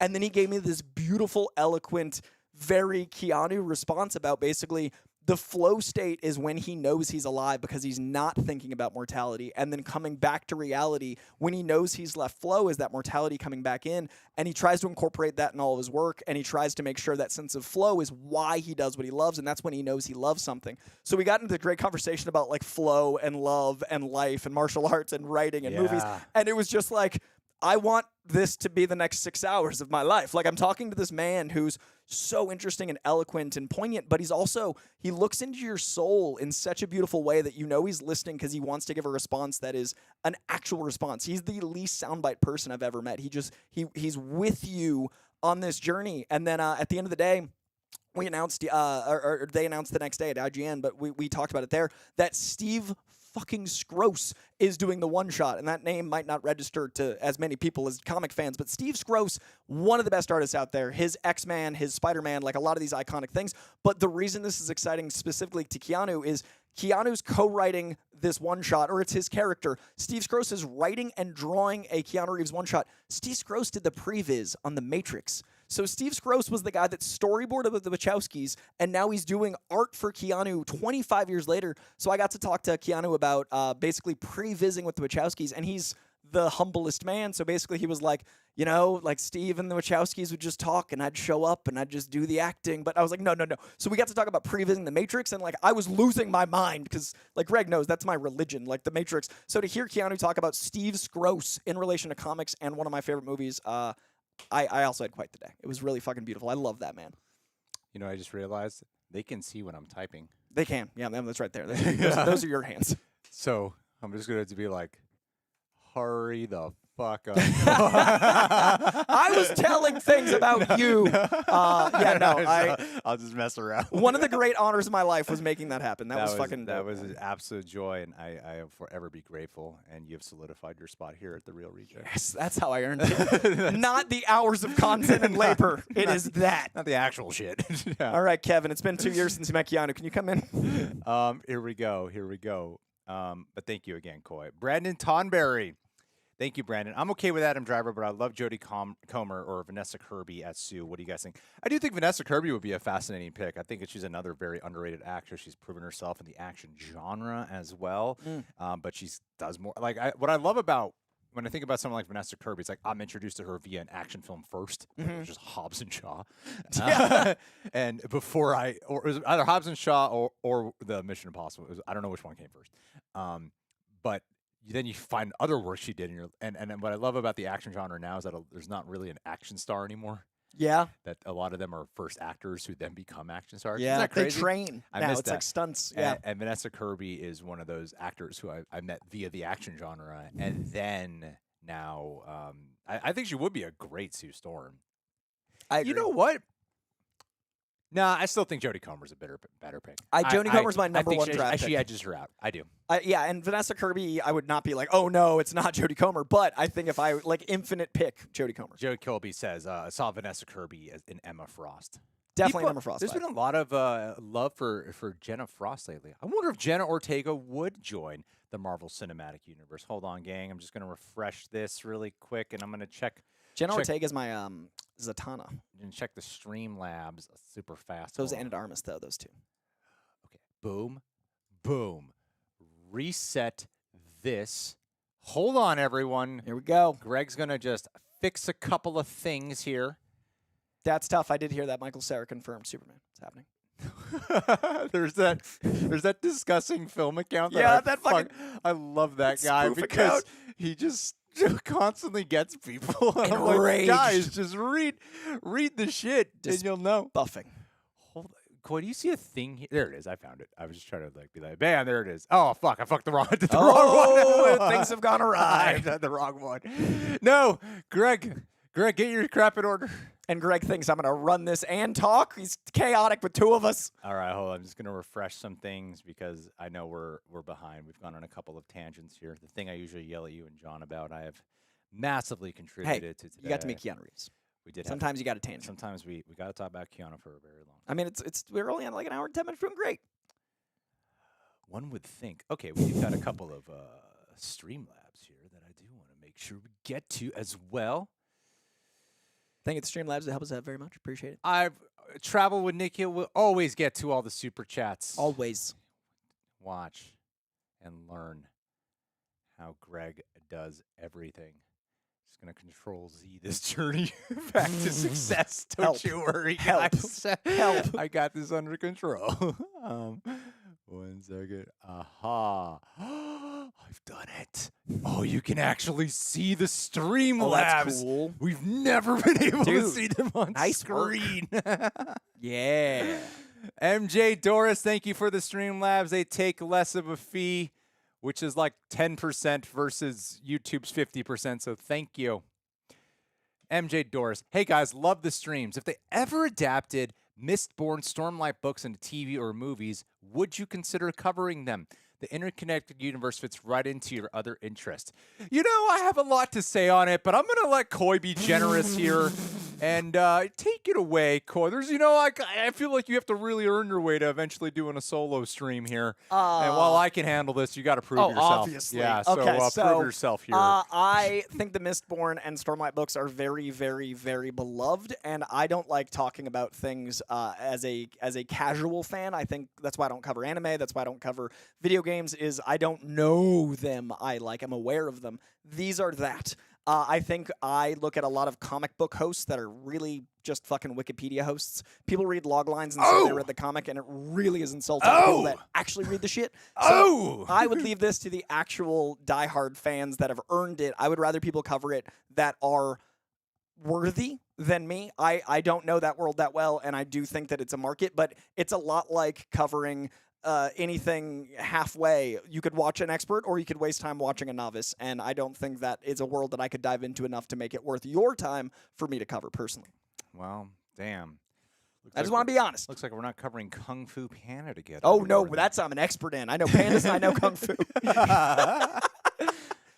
That's your announcement, folks. We're going to be doing Kung Fu Panda watch-alongs. Mr. Eli Mack, thank you so much for the Streamlabs. Hey, first Streamlabs. Oh, you're seeing Rogue 85. You're seeing Guardians on Friday. Congratulations. Dope. We see it Thursday. Yeah, so excited. I could look here. I keep forgetting that. Hey, first Streamlabs for you guys. Curious on your thoughts of this fan casting. Nick Robinson as Superman. I think he'd be an interesting Superman. Very Kansas. And he's around the same age you're looking for. Also, he'd be a unique choice, in my opinion. Do you remember Nick Robinson? He's from the... Bob Simon? Well, I was thinking the Jurassic Walkabout Huck World? Finn movie where he's in the woods. Those are Boys of Summer or something. I named 2 movies, and you're focused on one movie. Because the one I have is very Superman. It's very Kansas. He's great. I think he was also in Mud.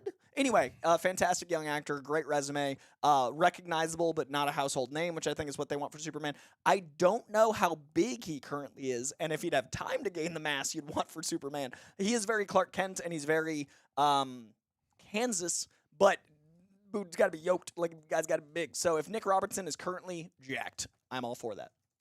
And Tur isn't here, I would make a great Jimmy Olsen. And James Olsen from the Supergirl show said as much when we did an interview. We talked about our difference as Jimmy versus James Olsen, and it was very funny. I think that Nick... See, the problem with Superman is I feel like the casting for him... I'm waiting for them to get bold with casting Superman. It's Sterling K. Brown. It's a very, obvious... kind of casting you got to do for Superman. It's always the same look. You need that guy. It's the same. Like they all have this similar look. They do. At the end of the day, they all do.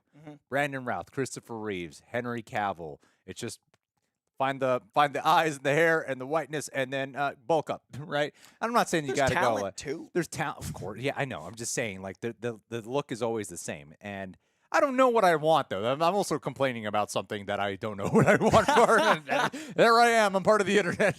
I don't really know what I want. Because I feel like with James Gunn, I know you got to play it a little bit safe on your first go around. Also, it's Superman. I And feel it's like you played Superman, it safe. especially now with the backlash. Like, you do got to play it safe. But one thing I love about James Gunn is he tends to cast in a way you wouldn't expect. You know, even Chris Pratt as Star-Lord, it was a weird pick, and like just enough weird, like fits, but just enough strange. Yeah. You know what I mean? Because like Star-Lord is a little bit more of a generic, like he could do the whole thing, but There's a reason Zach Levi went out the for Guardians game is more Star-Lord look. Yeah. You know, versus like what I saw as fucking Chris Pratt, right? But I don't know what the unique one. David Dastmalchian as Superman. confirmed. Get it Polka going. Dot Get Man to the Superman. weirdest pick you could do in the Man, world. He's great. Also, I just saw briefly in the live chat. I don't know who it was because you don't matter your name. Someone asked if I just like the sound of my own voice, why I talk so much. I actually hate the sound of my voice, but I don't have sentences that like are linear, so I have to talk a lot to get to my point. I already acknowledged it for you. Oh, did you? I Okay. already said he does love the sound of his own voice. I listen to it to go to sleep. I record myself telling myself a lullaby. I'm refreshing shit. Everything's going to come back. Okay, ready. I was just trying to vamp for you, and now I got shut down. I was think on a they should get Batman to be played by a little man. That would be awesome. like a Peter Dinklage. Yeah. All right, And no one would ever know who Batman was. It'd be It was so a mysterious. billionaire little man. There's a ton of those running around. Makes total sense. And It's a there's, perfect. there's a little man also saving the city. That's- and that's why no he- one can put it together. That's why he can't have a beard because you'd know. But if he doesn't have a beard, every clean-shaven little person could be I Batman. actually think that'd be so funny. Like, they just can't put two and two together. Would watch. You know, some people are like, that's offensive, but it's also hilarious. Oh yeah, no, we've been canceled. No, let it happen. Pulling it all back. Oh, damn, I fucked up the dimensions. Hold on, guys. The dimensions. Come on. You know this is better for playback. This look, right? Right? Yeah. You know it is. Juice worth squeeze. I wonder what it's like to watch this while we're like flailing around on screen in between sections. I mean, I was looking into this idea last night with John to figure it out because I watched your guys' stream back and I'm like, there's got to be a way to make this look better on playback. Yeah, I feel like this is a good dynamic. I want to get to that $100 super chat. Oh yeah. Hold on, guys. Okay. Just monitor. Okay. This was the last one we left off on. Yeah. Okay. Was that it? Are you sure? I'm positive, Coy. I pay Okay. attention to things. Sure. Unlike you, who just listens to the sound of his own voice. It's actually my voice in the headphones only. This is actually me and John's live stream I'm listening to. But I have it on just the right side, so it's just me. Oh no, I messed it all up. Call John. John, we need you. Call John. I messed it up. Everyone, I've done a duty. Okay, hold on. I got this, guys. I got this. Oh yeah, I could just Control Z this. Everyone, calm down. Everyone, calm down. I'm determined to fix this.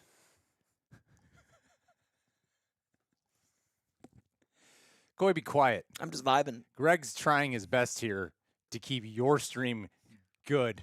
Yeah. He's acknowledged that it's just my own voice playing the headphones for him too. Read people's comments in the chat while I'm fucking doing shit. Anything from the Nintendo Cinematic Universe's Just future. read anything. I would love to see more from that world of Mario. I think it's a spectacular world. I enjoyed the world building. The movie was very linear, but that's a great start for a universe. To answer Coy's question, it's pretty entertaining. I'm not sure what's entertaining, but I appreciate that. John Humphrey as Superman. Perfect casting choice. John Humphrey confirmed. Superman. Can you imagine getting an action figure or something Flash? I wonder how many people are going to buy. I think that movie's going to do very well. Coy, what MCU multiverse characters would you match up in a fight? I don't know if was that the question. Would you match up in a Battle World fight? Oh, I love that question. Battle World is the world that's kind of like the crux of Secret Wars. It's like a tapestry of universes and worlds that allows for that to exist. I would love to see Hulk fight Thor again, but with like this new Hulk. I would actually know what I want to see She-Hulk fight Thor. That'd be fun because we've seen Hulk fight Thor. I would love to see Spider-Man and Star-Lord fighting because I feel like Star-Lord's got a lot of craftiness and like Spidey wouldn't want to hurt him. I would want to see Captain Marvel and who else is like cartoonishly powered that we don't see fight a lot. Who do you fight Captain Marvel with? I was MCU. definitely paying attention to everything you were saying, and I'm totally. ready to move on now. Okay, there we go. I think you covered it all. I like Kobe P. I like Kunis. But I think she would be an awful choice for Sue. She just doesn't have a commanding presence that Sue has. Jupiter Ascending, Oz, and Max Payne. I want someone like Betty Gilpin for Sue. I don't know, man. I feel like she'd be a fantastic pick. Black Swan. You can name bad those are bad movies. She does have a cadence in her that is a very specific kind of cadence but and it's delivery. Intelligent. It's structured. And I want her to have an opportunity to really showcase that. I feel like Black Swan showed just how much of a force she can be with the right team and the right director. But even there, she was still like, the fun sexual girl, and like while she's done other works outside of it, but in terms of like looking at her biggest stuff, like it usually is like comedies or something like that. Like I love her in like Forgetting Sarah Marshall. I love that movie. Friends with Benefits. I thought she was excellent in that. Yeah. But this would be an opportunity because Sue Storm's a smart cookie. Yeah, I think Mila Kunis, I personally think she'd be a great Sue Storm. But I want to see her get to flex those different muscles too. Sure. Yeah, now I'm John. Sure. All right. We're moving on. Here we go. The ultimate one. Look at that massive super chat. The power. King Lucifer, we are now Satanists here at the Real Rejects. That's all it takes. That's how you change. All it takes. We are greedy. We have been bought by $100 to conform. That's all it takes to buy a soul. To an evil religion here. But did we say evil now that we're Satanists? Satanists? Are like way I think more put Satanists together than a lot think of Catholics. people are misjudging Satanists. That's what I gotta say. I agree. I think Satanists and Wiccans get a bad rap. Satanists have done a lot for the community, and they control the government. So if you frankly, hate Satanists, you hate America, is what I'm getting at, people. I have a lot of things to say, but I don't want one on air, so I'm going to stay away from it. Thanks, King Lucifer. That is a bomb-ass super chat because he didn't even ask a question. Didn't even. That's a moment of silence. He just contributed, and it was just like, hail the Reject Nation. What a guy. That is insanity to me. Just like, that doesn't make us look boss. You look boss by doing that. Yeah, appreciate you, Sacha Baron Cohen as Lucifer / Mephisto, God King damn. Lucifer. That's wild. Your soul belongs to me, exactly. Blue lemon pizza, lemon on pizza. Okay, here we go. We're back to hold on a second. God damn it, Greg, get your shit together. Keep it together. You've seen Bowfinger? Oh, wow, years ago. Yeah, I was like, what is that from? I know that. Keep it together. For me, I just want to see what they'll do with Lanterns and what's your cast picks for both Hal Jordan and Jon Stewart. Well, I think for Hal Jordan, you should get Hal Rudnick, and then for Jon Stewart, Jon Stewart from the Daily. The Daily Show's Jon Stewart. Daily Show's Jon Stewart. The name's already on the trailer. I think it will be a very interesting pick. For Hal Jordan, that's where I feel. Okay, I feel like James Gunn will play it safe. 2 minutes. I feel like I like that this is for you. You're like, I'm gonna go. I feel like James Gunn could play it safe for Superman, but he should go a little bit against type for when it comes to like Hal Jordan and Jon Stewart. I feel like he'll go against type with his obscure characters, but I feel like there's certain archetypal ones. I still think Glenn Powell, man. Glenn Powell, I don't think he's Booster. I think he's Hal, man. I think, honestly, it's right there. Writes itself. No, don't do it. It's right there. That's what I Don't want. do it, man. That's what I want. Don't do it, man. And John David Washington. John David Washington. I'm not Jon a fan Stewart. of it, man. John David Washington. I think John. He's ready. Well, it's a weird thing. It is kind of a strange thing, isn't it? When you want them to go against type, and usually people imply race, right? So if you go like you take a white guy and you make him like a black guy or an Asian or a Latino, doesn't right, whatever, something that's not white, you're like, okay, make it a choice. But then if the character from the comic is black, you don't want to change that. No. Right? Isn't that Can't do it. It's like you kind of get it. It's a bit strange, but not strange when you think about why it's not strange. You know? It's a volume thing. Like there was like 40 years of just white characters. It is a fascinating thing because you're like, well, you want to keep Jon Stewart black though. Keep him black. Like if you look at like the entire Silver Age, it's like white guy, one not white guy of various, maybe a woman, crazy. And so like you don't want to change the tiny amount of characters that are authentically that race. Well, the sad part is that weirdly Ryan Reynolds should have worked. Yeah. Like, he really should have worked as Hal Jordan. He was that type of Ryan Reynolds is perfect. There's not a lot of white characters that are like, I have to be white because it's my character's identity. But since they weren't writing a lot of black characters, a lot of the black characters, that is part of their character. So I don't think you can change black characters because it's like part of their journey, which is why when everybody's like, oh, you want to make blah, blah, blah, black? What about Black Panther white? Like, it's just them being dumbasses. Okay, well, we got John Boyega's getting a lot of love in the chat for Jon Stewart. Anthony Starr?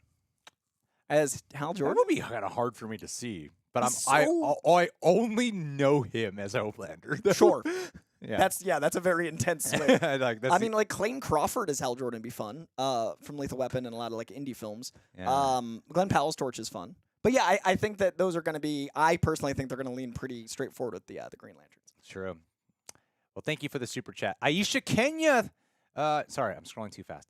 Aisha Kenya, thank you so much for being back here, my dear. You're always in our live streams. You fucking rock, Happy Saturday. Build your own Sup Voltron suit, powers, backstory, and weapons. Which superheroes would you pick? So like 5 to form Voltron? Is that the question? Yeah, I think kind of like a Power Ranger. Okay. So let's make a super team. Oh, to like build into one big super. Into Voltron, right? Yeah, okay. Well, I think what's important is you need like a flight. Okay. You always need a flight. Yep. So which superhero would you pick for that? For flight, Storm.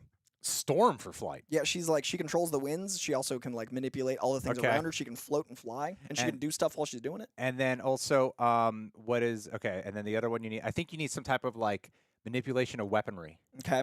Green Lantern. You can that's literally perfect. make anything. That's perfect. And Distance he flies close. too. There's gonna be a lot of flying. He's ready to fly. This Here. big Voltron, ready to fly. Okay, you need that, and then weaponry that, and speed. You need speed. Speed. You need speed. Yeah. I mean, I think Wally West Flash. I think why specifically Wally West? West? A little more comedic, more fun. Yeah, we want our Voltron machine hybrid to be fun. I want them to enjoy their time together. together. Funny one. Hey, you're trapped together. You want something to make it levity. Super intelligence. Super that intelligence. goes underrated when thinking about your hyper weapon thing. But you want someone to steer and leadership as well. Lex Luthor. Obviously. Hyper intelligence, leadership. I'm gonna go Xavier because he could actually get in the minds of people to make it sync up faster. Right. Okay, that's good. That's 4. And then just to you get a one up here. What about okay? You already got the mind reader down. We got 30 seconds coming with another one. What's another typical power set? Guys, help us out here. Jesus Christ. Like what other types of power? Let's move on to the powers. Let's move. I don't know where we're going with 5. Let's move on to the backstory here. Oh wow, we're just still there. Yeah. A bunch of people from the multiverse are all trapped in Battle World because of Secret Wars, but it's also part of the Amalgam Universe. So when Battle World and the Amalgam Universe combine, you're allowed to bring Marvel and DC together. But since it's a collapsing universe, you have to form Voltron in order to keep the different environments at bay. So just in case they have a suit they have to be in order to have the environments approachable, so they can think through it. So they form Voltron in order to regulate the universe and go around solving problems and having to battle to settle the collapse of their 2 universes together. And that's why Koi's going to get a solo show here. Doing this live. Time. Strength. No, strength. I do like strength kind of comes into play here. They're all strong. Thank you, guys. I don't even know how many people are in the stream anymore. If you guys are here, leave 7. a like. Everyone, leave a like if you haven't done so already. And if you have, log into a new account. Leave a like. Okay. Here we go. Homecoming 1. Just putting this out there. Thank you for the super chat. There is a guy who often shops at the store I work out. He looks like Koi in about 15 years. Well, thanks, Homecoming 1. Koi does have a unique look. Dad? He's got a very Irish look. Yeah, I look. I think, is it Bill Burr? Because I just am going to look like Bill Burr in 15 years. If you had an Irish accent, it would fit. Like you look like you would have an Irish accent. Losing the Boston accent was hard because have you had the mustache twirl? Yeah, it was fun. But I look like a cartoon. I look more like a cliche than I do now. Can you grow the cheeks? No, it doesn't connect. I can't grow cheek? I took acne medicine as a kid, and it napalmed my pores. So this isn't a style choice. It's just what I'm allowed to have. Because you know how sometimes you get like these problems with gigs where they're like, you're too white, so we can't have you? Add orange. I feel, I don't know. I was thinking about it. I was like, maybe if you had like more facial hair here. But I look less white. But you just can't doesn't grow in. That's what I noticed the whiteys who get the gigs do. Oh, you're right. They all beard up. They beard up, yeah. Because for some reason it kind of hides the whiteys. But there's no whiteys with red beards. They don't hire redheads at all. Still, for kind of work, you just look like the guy from Game of Thrones. There's not a lot of gingers in the game. They just don't. They don't let my people in. Yeah. I'm wondering who this guy is. You get his name. You let me know. I'm gonna Google him and see if this is a compliment or an insult. What's going on with Spider-Man starring on Disney Plus? The rights were bought years ago, and I think they were like waiting for a certain licensing time from release of No Way Home to have them all on there. Bam, figure it out. Ryan Gorman, ideal Doom opposite of Driver. That's a great way to phrase that question, actually. Thank you for the super chat. Killian has always been my main choice, and I think he'd play off each other well. Cavill could work, too. Ooh, it's interesting to think of it in the context of if you have Adam Driver, and who would be a great one to play off of Adam Driver. But and I think you could kind of imagine what an Adam Driver Reed Richards would sort of be like. Ian McDermott. I still like Rufus Sewell. I see Rufus Sewell opposite Adam Driver pretty clean. Mark Hamill. I mean, as cockblocker from Jay and Silent Bob Strike Back. Okay, Doom opposite. I like Cillian Murphy. I just think he's a little, he's a short man. And I feel like Adam Driver's a big man. And I just don't know if that visual, I know you can make him look tall, like Tom Hardy's my height, but like, I feel like Cillian just feels a smaller guy. I'm trying to think of like who was like an intimidating guy that maybe I saw on a television show who's not that known. But is also scary. I really want to get this down. I think Jonathan Tucker would be a fun. Jonathan Tucker? Love Jonathan Tucker. I think, and he's intimidating. He's got a presence. He's really intense. He'd be a fun one. Who's Jonathan Tucker? Dude from Kingdom. He's from. Well, he's on a lot of things that a lot of people don't know. Like he's a great TV actor. He was on Kingdom. He was on a bunch of NBC shows last year. What movies is he on? Do you like Joel Edgerton? I mean, I like his thing. He's a gentle energy. He's got like this. Even in The Gift, he's got a gentleness. What about Jason scary. Bateman? Oh, that's the move. Just slow comedic. I am Doom. It's just arrogant. Just a sarcastic yeah, asshole. like sassy. All of his lines are like, they're not in italics. They're just in sass. I mean, I do think the obvious choices would work, like you said. Homeboy from Casino Royale. Mads Mikkelsen. Yeah. I really like Rufus Sewell, who was stuck in my head because he's got this knightliness that I think Doom needs. I think Doom should be like what a knight is, but evil. He has the look. Yeah. And he's got the voice, and he's got like, I don't trust him, but I'm also enchanted by his like, what's he gonna do? Yeah, he's definitely got the look. Someone in that energy. Do you guys know who Rufus Sewell is? Here, I'll show you guys who Koi's picking. And then look up Jonathan Tucker for you, so you know. Rufus Sewell? One of my favorite actors. Yeah, Rufus Sewell. Okay, I'm going to remove us. There he is. There he is. I mean, that guy looks like Doom. I'm going to remove us from the chat for just a tiny bit here. He's been my pick since like 02. Hold on a sec. Sorry. Okay, we're gone. I'm going to figure this out. Okay. I'm just going to share my screen, basically. There we go. And then let's do that. It's not doing it. Not doing it. It's not doing the thing I want it to do. Everyone Google Rufus. Everyone Google Rufus Sewell because Greg has failed this city. Look up Jonathan Tucker. You might know him. Okay, I'll look up Jonathan Tucker. Hold on. Because I think this guy needs to be in Marvel or DC. Oh, wait a minute. I think I dude. know what went wrong here. Oh, okay. Hold on. Let me just fix this. No. Do the thing that I want you to do. Ain't nobody got time Stupid screen. Stupid. Hold on. Oh, wait a minute. I got one way of doing it. Also, while this is happening, while Greg's fighting this, fun fact, Rufus Sewell and Heath Ledger are almost single-handedly responsible for the David Bowie inclusion in A Knight's Tale. They fought for it and helped pay for it. Just slide him over here like that. This is Jonathan Tucker, who I think is like one of the most underrated actors working. I want him. And look at that last photo. That's a Dr. Doomish photo. Yeah. This is my guy for... Oh, yes. He's in Westworld. Yeah, he's incredible, man. Yeah, I remember him. Huge Tuck fan. And then Rufus Sewell. Rufus Sewell as your pick for Doom. These are my two guys. Yeah. He just looks like a guy that runs like Latveria. Like he's got an energy to him. He does. This is a really interesting visual on screen right now. And he also hasn't done anything of this scale. Like he's not been... Yeah. I feel like Clive Owen took his spot. Like, and I was like, come on. Let Rufus Sewell play. It'd be cool to see Henry Cavill back in. I agree, guys. Also, Colin Collins, Tuck does look enough like me that I've actually, like, my whole life gotten that because he grew up 20 minutes from me. Oh, really? Me and Tucker are literally, like, neighbors, and we have mutual friends, and you get that a lot. He's got my energy. I like him. He's manic. All right, here we are. Any Jedi Survivor predictions? I feel like Crashing Coyote, thank you, releases Friday. Oh my God, I don't really have any predictions. It releases Friday? Holy shit. I don't know what this question means. Oh, there's a video game called Jedi Fallen Order, which stars Cameron Monaghan. Oh, I've seen the billboards. Okay. And then there's Jedi Survivor, which is the follow-up, and I wanted to replay Jedi Fallen Order. I was thinking of figuring out how to. I know it was a massive, just like pile on the work, because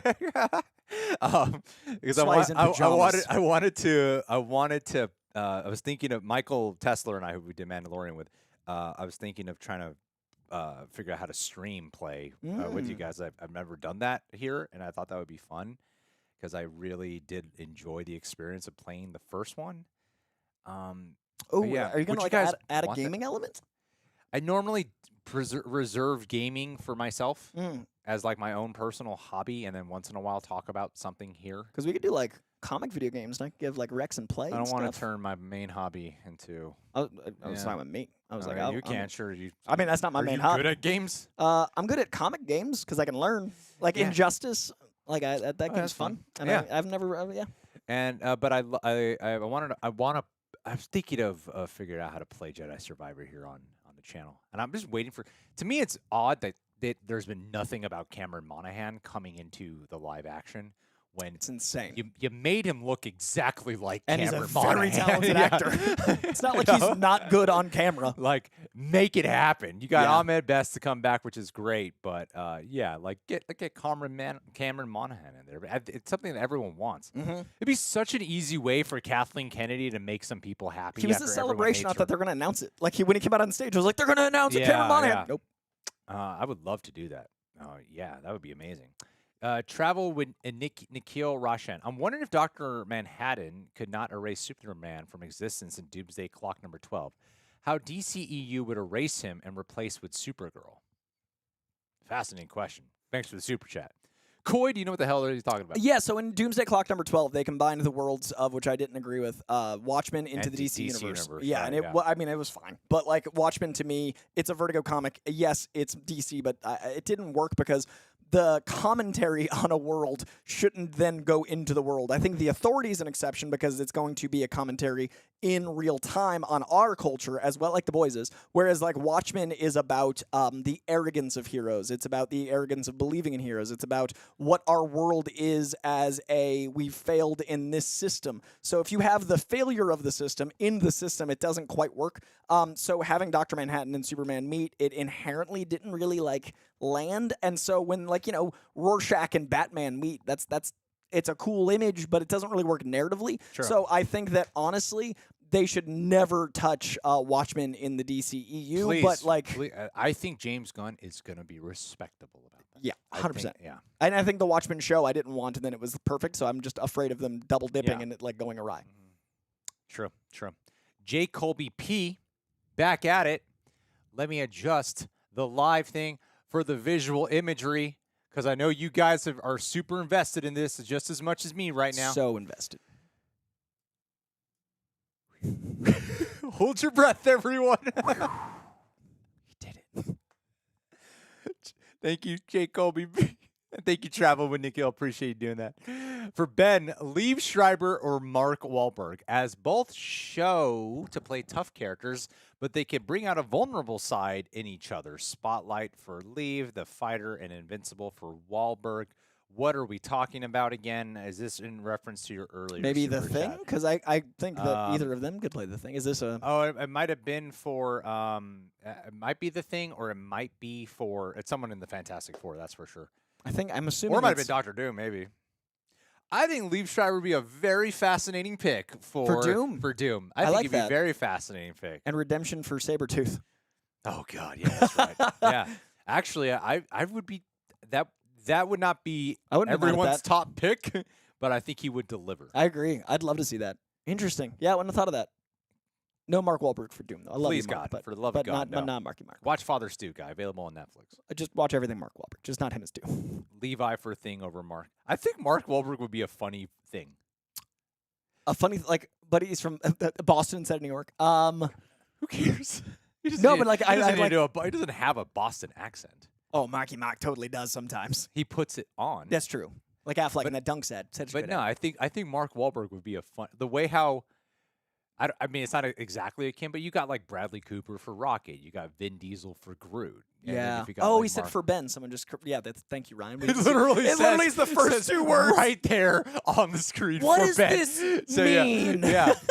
Oh yeah, and I was thinking Mark Wahlberg would be a funny That would be I interesting. think he would be an interesting choice. And and then the thing, he's not just a comedic character, but there's a lot of comedy that can be associated with Thing. Yeah. And I think Mark Wahlberg is actually an excellent comedic actor. Oh, 100%. His stuff with Will Ferrell is genius, and Ted. These are both Boston boys, so I want them. Like Live and Ben and Mark are both from Boston, so I support that. But I almost see Live more as Doom, but I think Live could also be a great thing. These are fun. I like these. In the chat, Aaron Knight, I do love your pick for Lois, Kat Dennings.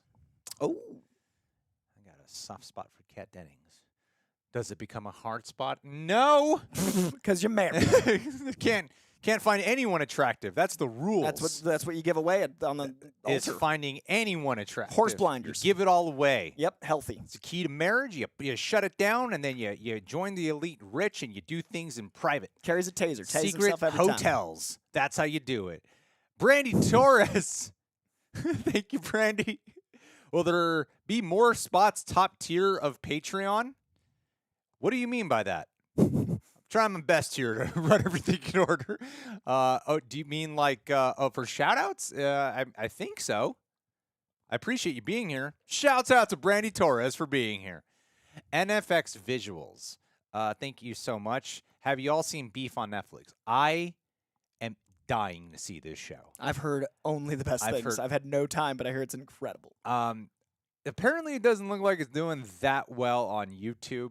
And sometimes you got to factor that in if you're going to commit like hours per episode to something.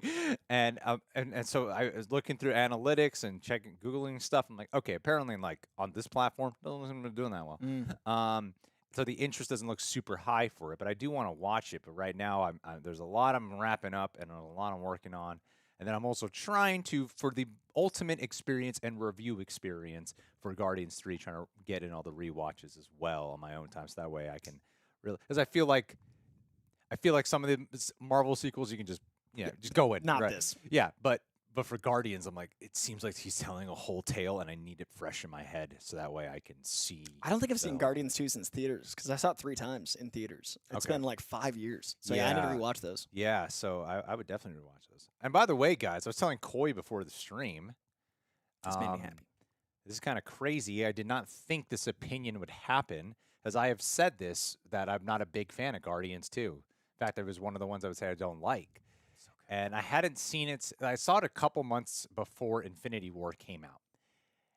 And I feel like I feel like every 2 to 3 years I'm like a different person. Like in my personal life, I feel like I'm a very different person every 2 to 3 years. And maybe I've just grown a lot or been through experiences or something or just whatever. Like it's part of the beautiful things about a subjective experience of movies. And I rewatched Guardians 2, and I was shocked to be like, I love this movie. It's so good. It's great. I've never understood it's amazing. the hate. I saw it 3 times in theaters because I kept being like, am I wrong? I saw it in the theaters. I didn't like it. I really didn't like it. It was kind of okay to me on my rewatch. But then for some reason, like I watched Guardians 1, and then I watched it again. And maybe it has something to do with knowing what happens after too. So kind of seeing like the bigger picture. But I love that story. I think it's like a perfect follow-up. And as someone who loves Iron Man 3, it's really hard when you're like, what am I seeing differently? And Guardians 2 has been like that for me for a while. I mean, I do have some objections still about how Drax has evolved into just like idiot, but an idiot and just hyper mean. Like he's just nasty, right? But I do think it, and that's true, Hellaby. We are different people every day with our. Every 7 years, I think every single piece of us has changed. So yeah. Jake Colby BP.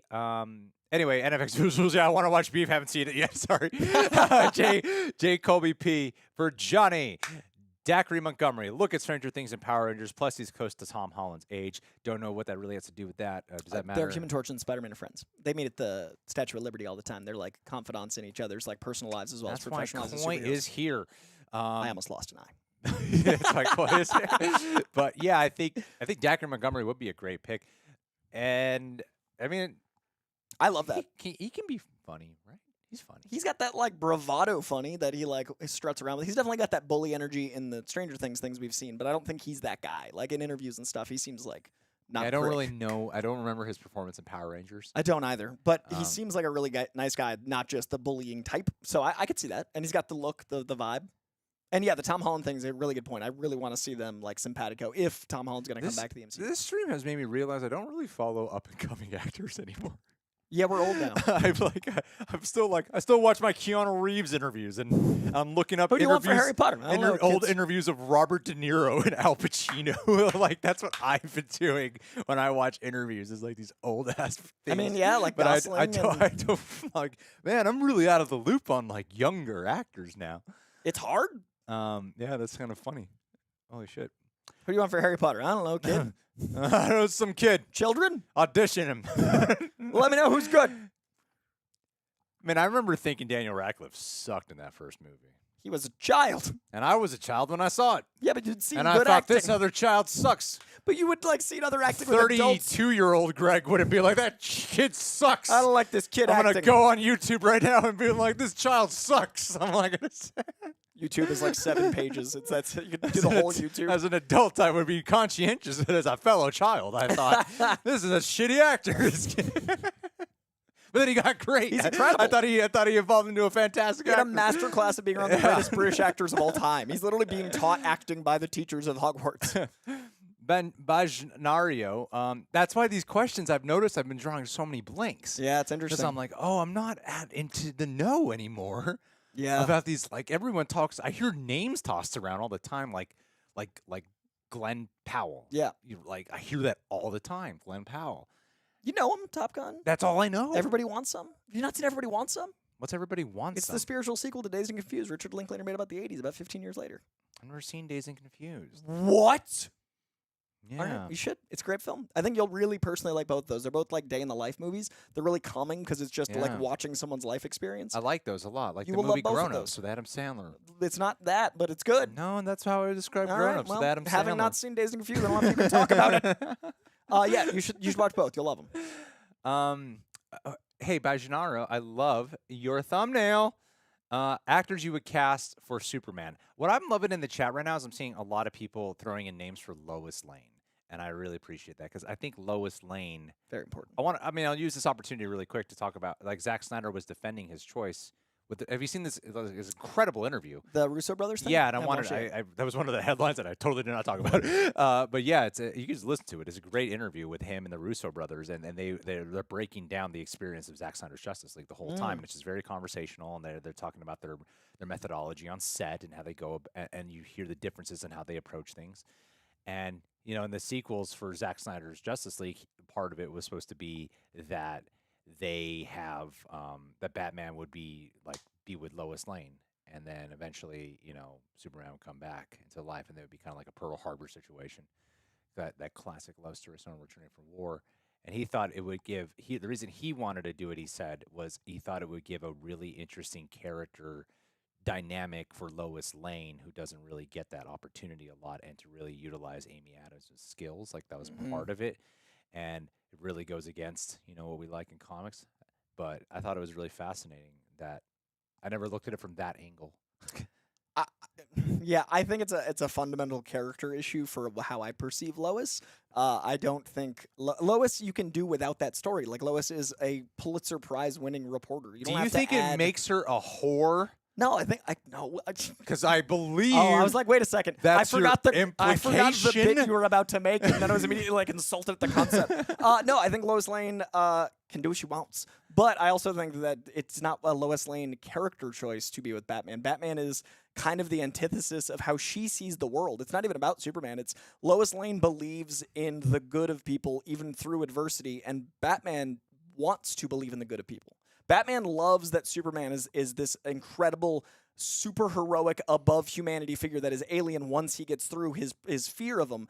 Whereas he doesn't have that blindness of optimism, and I think Lois wouldn't be able to see what Bruce sees the world as. Would you Especially say Ben this to Zack Snyder's face? I think I'd like have a conversation with him. I've talked to him about his take on Batman and like our discrepancies in it. Like when I've talked to him about Batman, we fundamentally see like different versions of the character, but I don't disagree with his take because the character's been around so long. I think he just identifies with different writers' attachment to it. It's so archetypal, but he and I just see Batman differently. That's a nice way to put it. For Superman Legacy, okay, so who would you cast though for your Batman? Because we talked a lot about the Superman Legacy casting. Who would you cast, though, for your Batman Brave and the Bold? I really like the Jensen Ackles we've talked about. I think Ben Barnes would be great from Punisher, the counter to John Bernthal, also from Narnia. Not bad. I think he's got that billionaire bravado, but also has a darkness in him. If Jake hadn't been Mysterio and Jake Gyllenhaal wasn't like as big of a movie star, I think his Ness is that because I think like Prisoners, Jake Gyllenhaal, and especially Nightcrawler. Nightcrawler, Jake Gyllenhaal is very close to a Bruce Wayne to me, like that darkness but charm. And I think that psychotic, sociopath. He punches mentally ill people for a hobby. That's what the Batman deconstructed. Well, that's the thing is like the Batman is Robert Pattinson's take. That's a little bit more My Chemical Romance, gloomy Nirvana. Whereas I think Jake Gyllenhaal would add that bravado that inherently comes from being a movie star. Yeah, see, I don't feel like the Batman, the Brave, and the Bold will lean into it that much. I think they're going to have to make it the bigger. Darkness? No, yeah, that's what I'm saying. They're not going to make. That's what I'm saying. The actor needs to have the darkness because they're not going to make the movie dark. Yeah, I feel like it's such a touchy thing to be like, you're my third kid, right? It's like you're my not only the third child, you're my actual biological child, and I'm putting you through the ringer. And that Bat family is going to be really important. So you need someone that can have that like relationship immediately, like with Dick Grayson, with Damian, with Red Hood. I kind of hope James Gunn would direct that one. Because when you see, he knows how to tell, like that's what I think the Suicide Squad demonstrated was like he knew how to ride that fine line of exploring characters who have like lean into the darkness, lean into the trauma, but somehow keep it vibrant and fun. Yeah, it's a hard line to walk without it being like offensive or tonally confusing. Yeah, and I feel like he would know how to do that. I mean, Muschietti, if Flash is as good as they say, I think will, but I think that he is going to direct Batman. I feel like he might lean a little too dark. Well, yeah, I mean, it looks dark. But and if they, I mean, I don't know a lot of his dramatic work, but I also think Scott Adkins would be a really interesting Batman. The right age, actually doing the stunts. Actually, yeah, right? Not bad. I think Scott Adkins would be interesting. He can act too. Yeah, he can. But like, I've just never seen him do a dramatic. John Wick. Acting. Dude, he was. He was the fat guy. John Wick, the fat guy who could fight. All right, here we go. Jay Master. Thank you. Sony and Disney announced Sam Raimi's Spider-Man trilogy. The Amazing Spider-Man are now officially streaming on Disney+. Spider-Man Homecoming and Venom will be on Disney+ on May 12th in the U.S. Thank you, Jay Master, for that super chat. I think some people are really reading into this as like it's going to mean some type of big change for the MCU. Do you? I don't really. I haven't like really looked into it that much as like this big implication, but I do want to use this opportunity to talk about the possible rumor that we've been hearing of Venom 3 featuring, I saw it come up in the chat a couple times, Venom, and because maybe they are working out some more of a deal to include more MCU characters in their shenanigans. Mm-hmm. I mean, they even mentioned Doctor Strange and Across the Spider-Verse. Yeah. Because sometimes you can't even like say a fucking name, right? Right. So they even mentioned Doctor Strange and Across the Spider-Verse. And then in Venom 3, there's a big rumor that Owen Wilson is going to be in there. They haven't said if it's going to be more Mobius or not, but it's going to be Morbius, actually. It's going to be Owen Morbius. Wilson as Morbius in Venom I'm a 3. vampire. Wow, I like blood.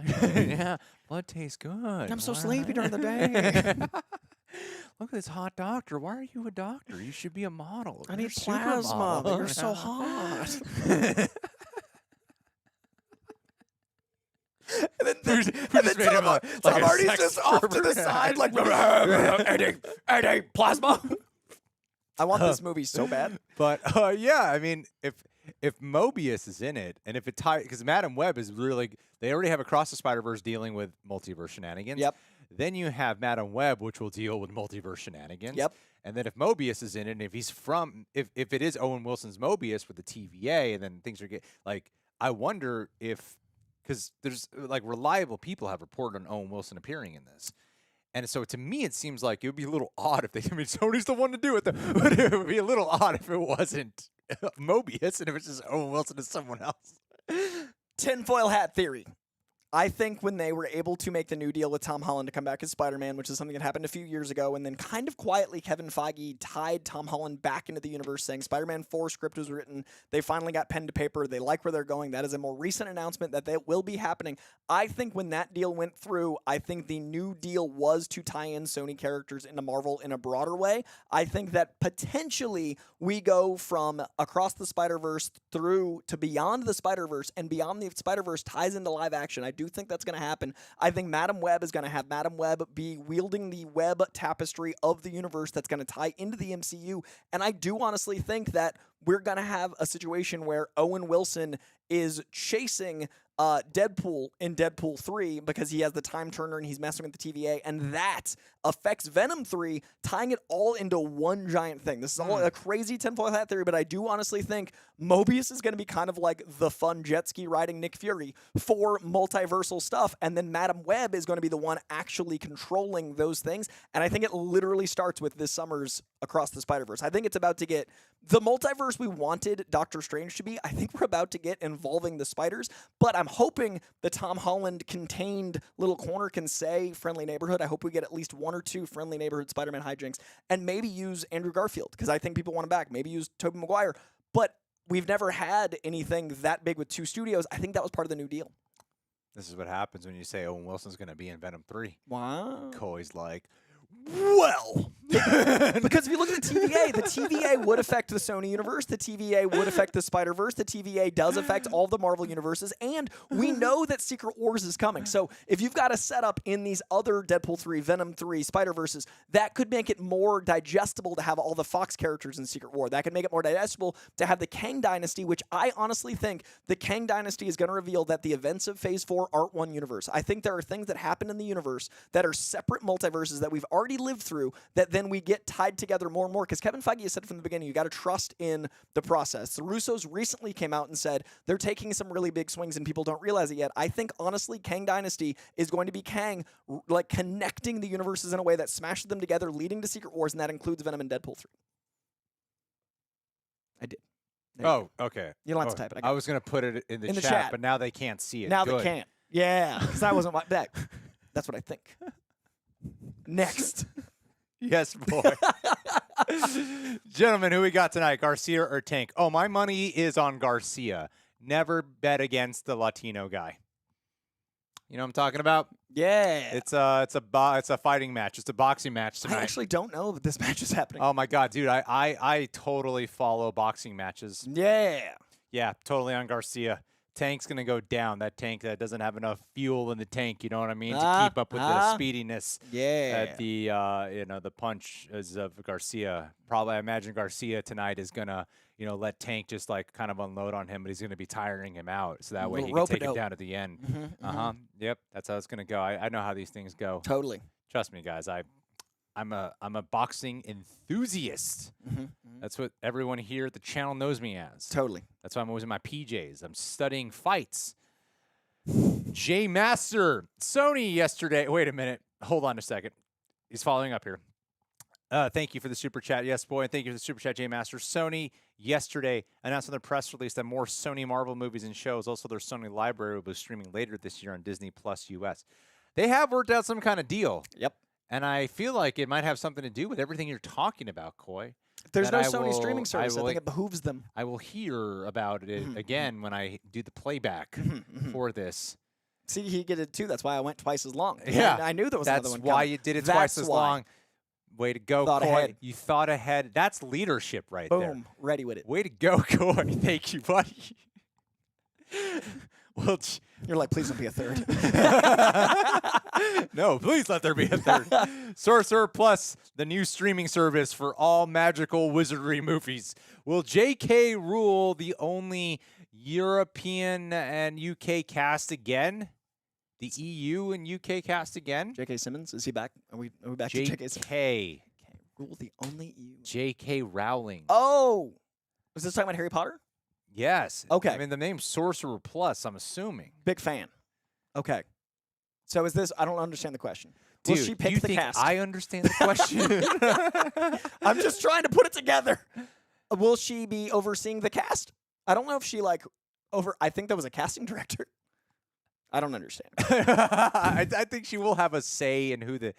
I feel like when the movies first came out, I imagine her creative control has become more and more as the franchise has progressed, especially by the time they got around to Fantastic Beasts. I think she had to approve people in the beginning, and then it got to the point where Are you sure she did? They usually don't give a shit what the writer author wants. thinks. She has a lot of actual she gets money for everything. Like, yeah, she's got I know. deal. I imagine that, but I feel like, especially like for a first time, like it was her only fucking book, and then they made a movie. Like, did they have a say back then? I don't know. But I know. I mean, Hermione is. I think she's now canonically black in the book, so she would have to be black. You'd probably get a more diverse cast this time around. Yeah, in the play she's black, right? In the Cursed Child. Yeah. Yeah. So I'd imagine that's the way they'll go. So I don't know if that's going to be overseen by I'm okay with them being all British actors. I mean, it's a British part of the school. Yeah, like man. there's American schools that aren't Hogwarts. So just don't get shitty 10-year-old actors. As long as they're good. Make sure they're good, talented actors with a lot of life experience, so they could hone in on their pain and suffering and use it as an outlet. They've lived dozens of months. Where is their life experience? Yeah, these are people with life experience, and let them only grow in the spotlight, so that way they kind of get better as actors as time goes on. Just cast good around them, they will grow. I feel so weird about critiquing children? About children being cast in this show because they want to make it like 10 years.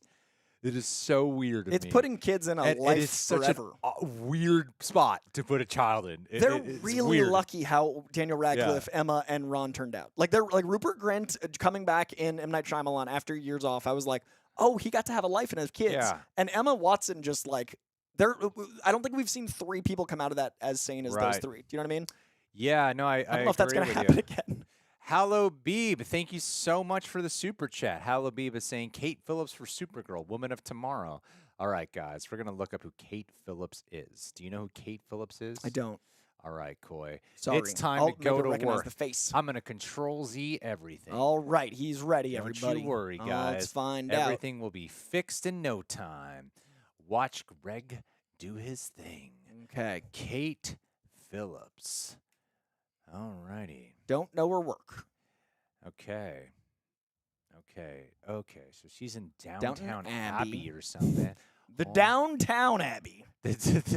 Downtown Abbey. That is Kate Phillips for you, ladies and gentlemen. And who were they saying she could be? Supergirl, I think they said. Supergirl. She has the look. I don't know the talent. I imagine she's British, so she's probably really talented. They put the work in British acting classes. They really are. I am wondering, though, if it would be a little bit odd to go back to someone who is I know people don't like hearing this. I'm just saying, you got to consider the conversation that would take place. You just have to. And the arguments and social media, you're putting a Latina actress in as Supergirl in the Flash movie, which is probably going to be a massive fucking film. I think it's going to do okay. and then if you go back to just a white blonde girl, which honestly, I'm not going to yell at the screen if they do that. I'm not. I think there will be backlash, though, a pretty big backlash to make the pendulum swing back. I think no matter what, there'll be backlash. Of course. So I don't really And I'm just trying to prevent everything. I'm trying to keep everything safe around here in the comic book world where everyone's mad. And then when something comes out, we stop being mad because we don't care anymore. Because we just want to see the thing, and it's exciting to see it. Everyone's mad in the lead up, but no one really gives a shit after. Just every time. I think it's just going to be casting someone that's right for the role and then watching their movie. That's what I think. That's what I think, no matter what, too, someone's going to be mad. That's what I think, too. I'm on the same page as you. I'm going to just really quickly check the super chats. Everyone, can you just bear with Greg as he readjusts everything? Do you want me to read the live chat? Look at that. Yeah, check the live chat for me. Okay, we got someone saying Puff the Magic Dragon, inexplicably. Not sure why, but I'm excited for them. Will you guys be watching Love and Death Elizabeth Olsen? If I have time, I try to watch everything I can. Kate Phillips is apparently Linda Shelby. Oh, Arthur's wife from Peaky Blinders. That is a 5th show down on my must-watch. I've never watched Peaky Blinders because it's many hours. It looks great, and fucking 2 of my favorite actors are in it. With MCU shows, special features, and movies, any scope for actors who have acted in the MCU who want to direct? Karen Dillon, Brie Larson, Clark Gregg to get involved behind the camera. I hope so. I know Chris Evans really wants to direct. I'd love to see him come back and maybe direct something like a special presentation. Like Michael Giacchino made the Man Thing. Michael Giacchino. Michael Giacchino. Michael Giacchino. This guy makes the best pastries in the North End. And I think that Giacchino really showed another giant skill set with introducing us to Man Thing and World by Night. I'd love to see Chris Evans get to direct. I'd love to see Brie Larson get to tell a story because I feel like she gets attacked very publicly. Maybe if she's behind the scenes, like her name won't be like, I'm mad at this person for existing. So yeah, I'd love that. Okay. It's 2 a.m. here and watching you guys now. Thanks, Daruka Epachar. What did I think of Beau is Afraid? I think it is such a trippy experience that it had been in my top 5 of the year for the first 2.5 hours. And then the last 20 minutes lost me so much that it actually dropped like 2 full letter grades. I loved it until the last 20 minutes so much. And then I was like, I don't... So I need to read up on why the ending was what it was, maybe. But I had really loved it up until the end. That's surprising to hear, man. What was that? Just because, like, I can't imagine a last 20 minutes. It affected it that much. The movie's like 5 hours long. And that's how much I dislike the last 20 minutes. It's just so strange. It just didn't stick the landing of what it's promised to me. Really? Yeah, to a level where it was A minus down to C. Yeah, but look what I can do in the stream now. Oh! Whoa! Okay, sorry, guys. Wipe out. Wipe out. I did see Renfield. I have a review on my page. I really enjoyed it. And if you gotta love like blood, gore, and crazy action, it's very like sardonically big, and I really enjoyed that. Robert Kirkman wrote the story, who did Invincible, and it's got that Invincible blood and gore. And then Chris Brewster, who was the hallway fight. Oh, it's violent? Oh, it's insanely violent. I thought it was PG-13. No, it's one of the hardest R blood movies I've seen in a while. Really? That movie's bananas. Renfield's insane. Now I really want to watch it. No, it's a nutty thing. It's like a cult horror movie with Invincible's blood. Oh, sweet. It's crazy. Johnny is asking favorite Michael Jackson song and favorite album. I don't really know. I like the greatest hits. I think Bad, Black or White, Smooth Criminal, like those are all the classics. Those stick out, but for a reason. I think Black or White might be my favorite music video. So I'm going to go with that one. I'm going to go with Do You Remember? Ooh. I like that. That music video had Magic Johnson and, who was the model in it? I forget her name.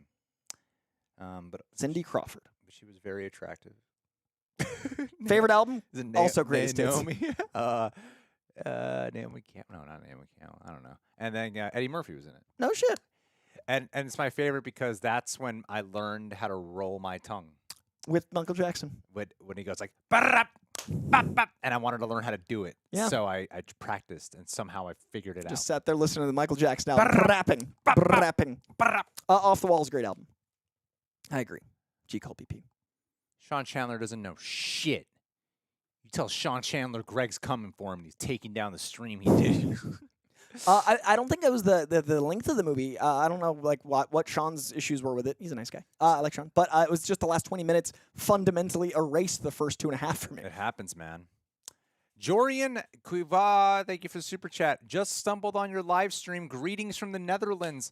I always love Thriller is one of the greatest music videos of all time. I'll just to stumble back to this question for just a brief second. I saw Thriller. They played it before the that Eli Roth movie, the fucking, is it Eli Roth? That's his name? Yeah, Roth movie, House with the Clock on the Walls, and they IMAX formatted the Michael Jackson Thriller. Oh, that's music video. dope. And I was like, I've seen that music video countless times, but then watching it there, like, this is like terrifying and so fun. Yeah, and that's awesome. It is probably my all-time favorite music video. The Thriller music video. It's amazing. Aki Tamachi, I'm very excited for The Boys Season 4. I love The Boys, and this season looks to be madness. And everybody put in the chat where you're from. I love finding out where people are watching from. But yeah, finding someone from the Netherlands, that's cool. Hearing someone from when I went to Zurich, I met people who were from Switzerland who, Iman, my bad. I'm sorry, Aisha. I totally came across super racist. I named the wrong model. Everyone looks the same to you. Well, yeah. Conor McGregor is having you on my live stream. I know. I'm just here to represent my people in Dublin and the Fighting Irish. And that's why nobody's hiring me, because I look like Conor McGregor. Yeah. North Carolina. England, I got Ontario, Austria. Dude, we got like a crazy. And we got a bunch of people. Holy shit! I didn't know I didn't know what you were Austria. naming, and then I saw this trivia. I'm having a stroke and just reading a map. That's so many. England, Nebraska, Norway, Ohio, the UK, Dathomir, Greetings from Dathomir. Wales. It's Darth Maul's planet. Oh, I was like, that's made up, but it's a place. Wales, that's awesome. Welsh accents are the best. Left Coast US, India, England. This is dope, man. I always wonder like what we're impacting. Mississippi. Yeah. The one non-racist. The All ATL. Mississippi's here. New Zealand, dope, man. This is cool. Tony, okay. Man, I love South Africa. Cape Town's a Dude, beautiful man, there's city. a lot of people here. Thank you so much. Greece, Argentina. This is Chile? everywhere but locally. Vermont. Yeah, no one's from California. There's one left coaster. They're all on John Camp. You guys ask Riverside. me anything. There, that's right what they're now. doing. They're very busy. Sri Lanka? That's awesome. Indonesia. Oh, I got more reactions coming in. Thank you, guys.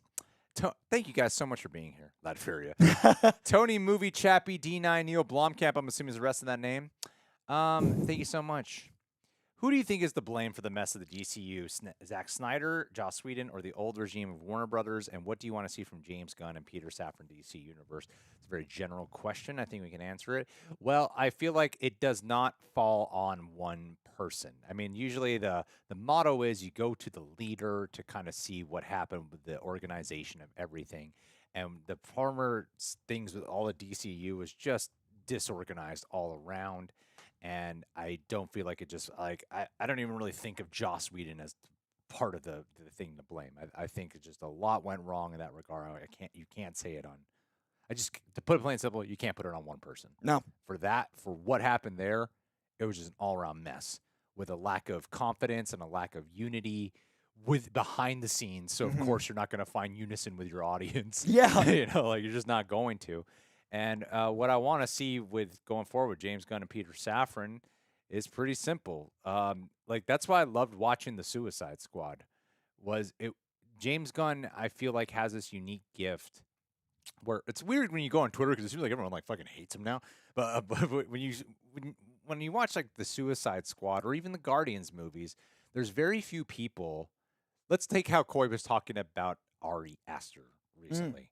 You know, Ari Aster makes these experimental horror films, and as he evolves, he gets less in tune with his audience. Like he just gets more away. Whereas James Gunn manages to maintain this. Few people can do something that's weird and experimental, but not cross the line too far to the point where you alienate yourself from your audience. And he knows how to make strange and weirdness attainable for mainstream audiences. And that's what I'm hoping he is able to achieve here when adapting or bringing oddities to life and being able to shine a light on things, citing comic books. And citing specific comic runs, which can't just be one-to-one adaptations. What is the phrase you say? Adaptation versus translation. Translation. You cannot just translate. You need to adapt to the medium. Yeah. You can't just do translations like that. So I really have a lot of faith in James, especially re-watching the Suicide Squad and re-watching the Guardians films. I'm like, this guy is a fantastic filmmaker. He really is. Like we should have all the faith in the world. There's that no this guy's reason not to this guy's believe gonna in do what a he's doing. great job. Yeah. The amount of crap we get for having belief in someone that's proven themselves 20 times over is preposterous. I would want to kind of study a little bit more of the films he's only produced to see how he is on the inputs. Because that's where I feel like J.J. Abrams has a lot of strength. I think J.J. Abrams is a wonderful producer. Yeah. And he does not even try to get credit a lot of the time. Whereas James Gunn, it's like I can think of a few things like the Belko Experiment or Brightburn, movies I thought were okay. Yeah. But I want to see what he's like what is he like as a creative producer though? Yeah. You know? But I feel like a lot more things will be. I feel like what we'll get a lot of is story by James Gunn and someone else. I think he's going to be big in the overseeing of it. Yeah, story by and then written by. Right. Not him. Maybe not him written by, but there'll be a lot of story by him. I think he's going to be really involved with the outlining.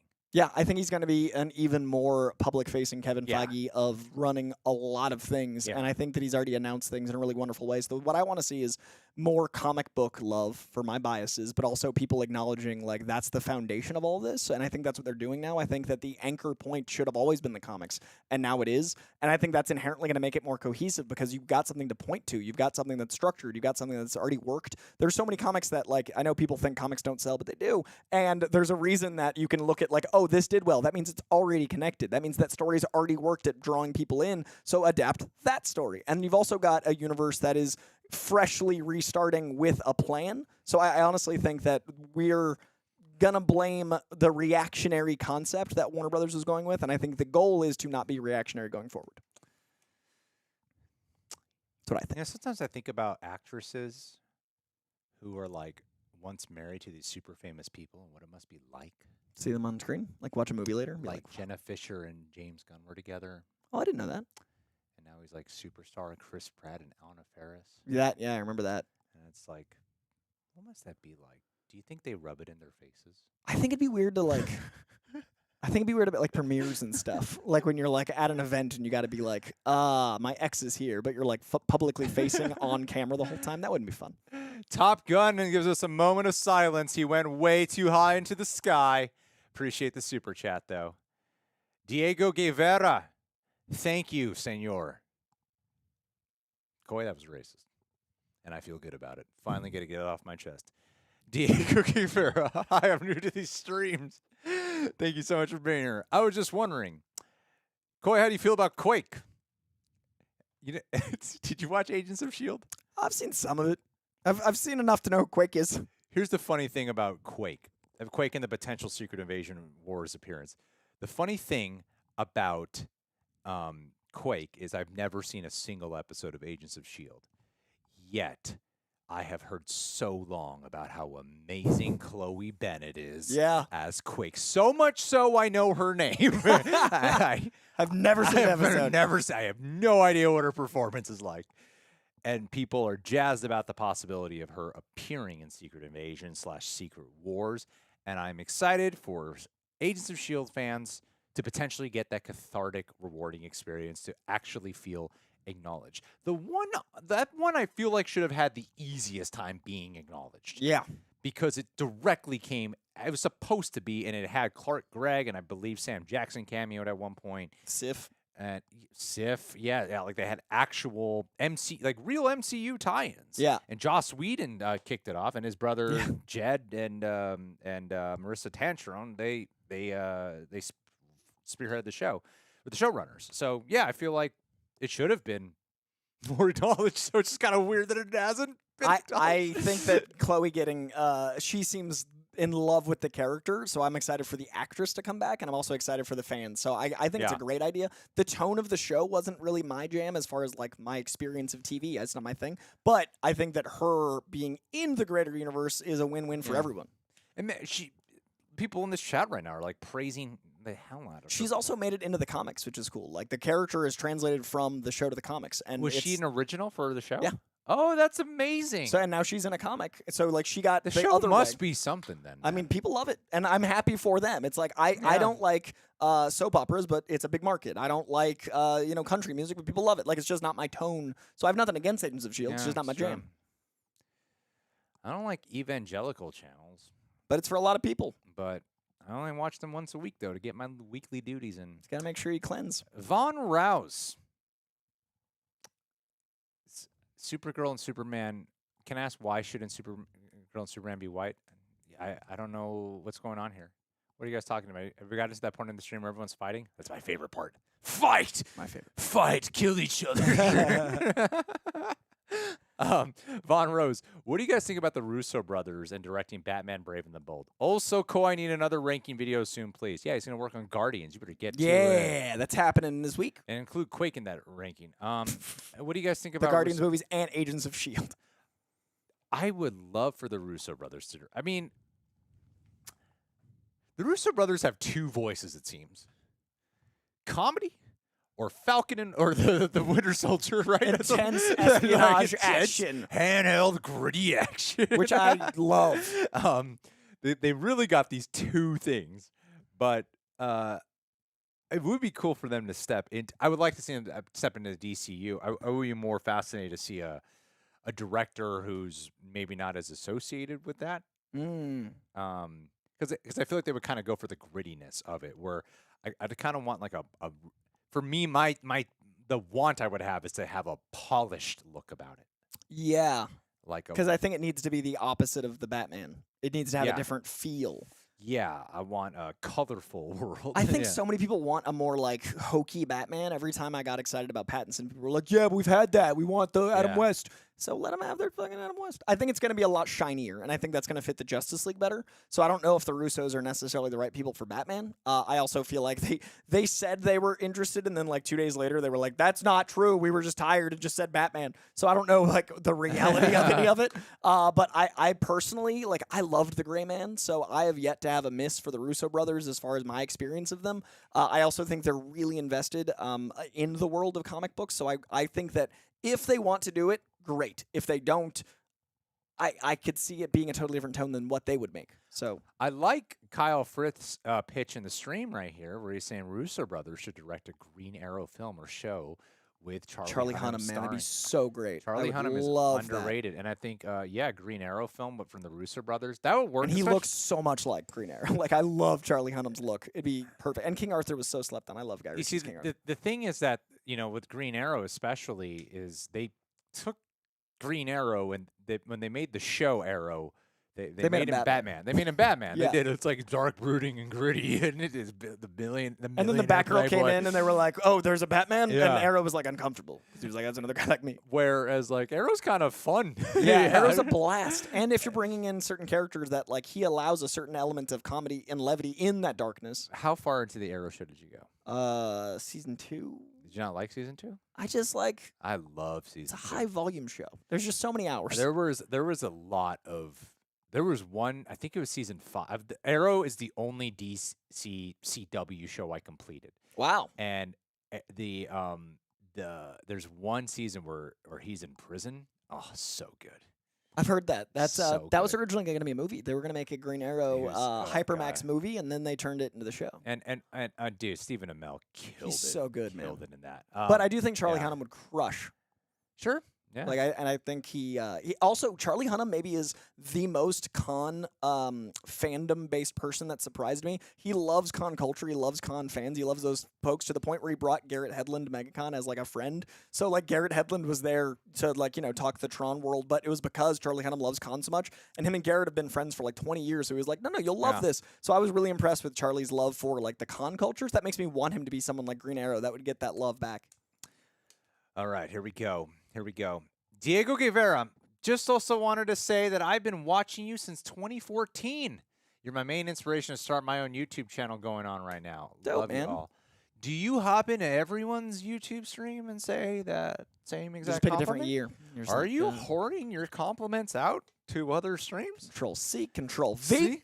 Just because you don't specify real rejects here. Oh, that's true. Very You Control just C, go Control around. V. When did they start doing the channel? Check date, launch, okay, 1 year into that, and then bam, send. that sounds believable. 9 years, eh? Yeah. All right. Thank you. No, Diego, thank you, buddy. That means a lot. I would love if you ever see me in person. Please come say hi. I would love to brush you off. Be like, I'm busy right now. Can't you see I'm working out at this No. Italian restaurant? It's like you're at the gym all the time. Or what's this going to be? Starts doing push-ups in the street. I would love to take a photo with you one day. Are you wearing a headband here? Headband. We're bringing the. I want to be the head. No, everyone wears beanies and You're the stuff. headband No guy. one wears the headband. 80s are coming back. Bringing the headband back. Yeah. I got the curls for it. It's true. I It's think lush. You, I don't have think that you look. kind of need the curls. It helps. It does. 'Cause I you got- couldn't have that You got the fluff. Yeah. And you have the right forehead size. I do. I'm lucked out with Yeah. the forehead. Forehead size is important for the headband. Um, Otherwise, you look like Lex Luthor. Also, someone in the chat asked if I have a YouTube channel. I do. He does. Just go to my Called name. Real Rejects. That's where it is. That's you just type in Real Rejects Koi and then you find it. I'm totally just touching my nipple here on camera. having a just time. like squeezing my nipple. It's just having a. I don't know what's going on in my left, but it's Okay. happening. We've hit 2.5 hours and Greg has lost it. Shit happens, man. Crooked. Thank you, Crooked. Daisy Ridley for Sue Storm. Duh.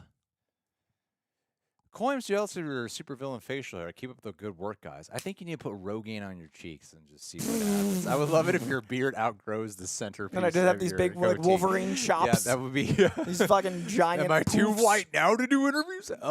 I think Daisy I'll Ridley only look whiter.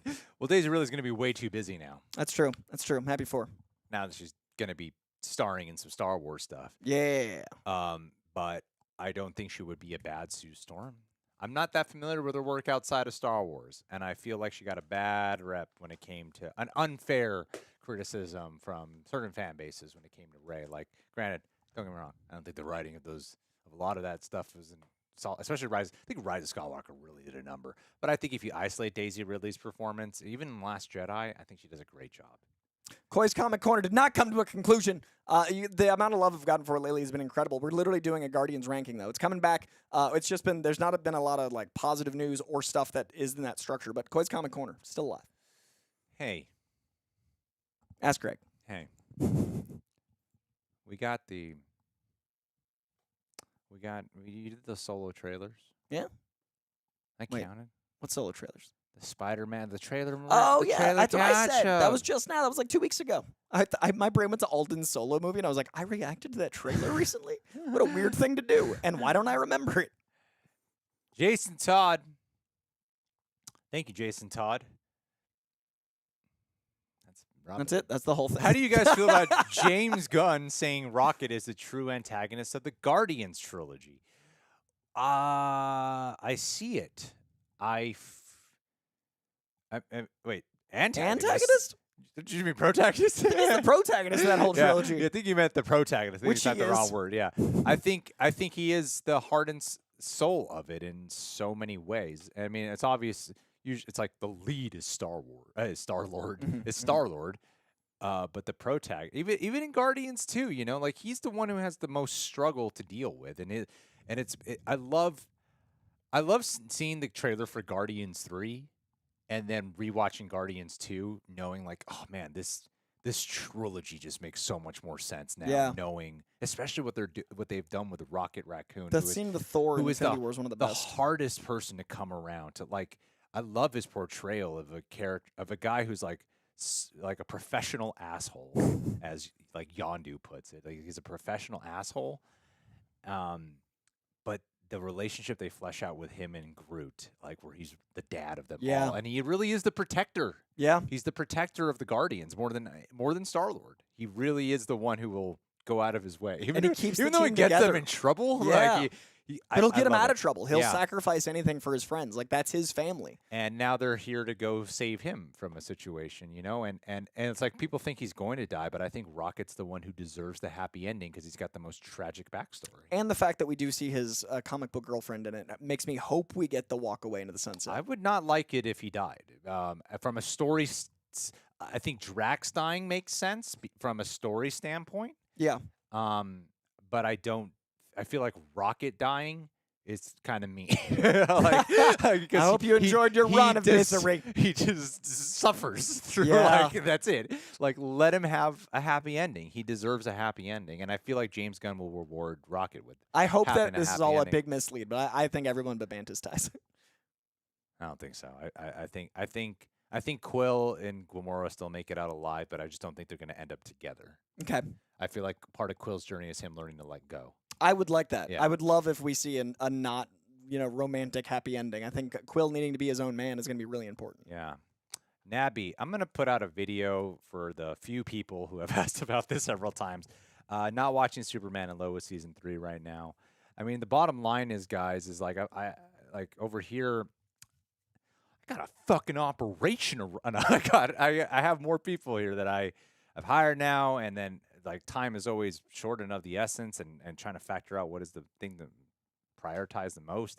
And Superman and Lois, like I tried getting help for that one just to make the time for it with season 2, and didn't even break even on covering it. As much as I love the show, like I love the show, it didn't break even. There's a lot of shows I love that I don't cover here because I'm like Ted Lasso.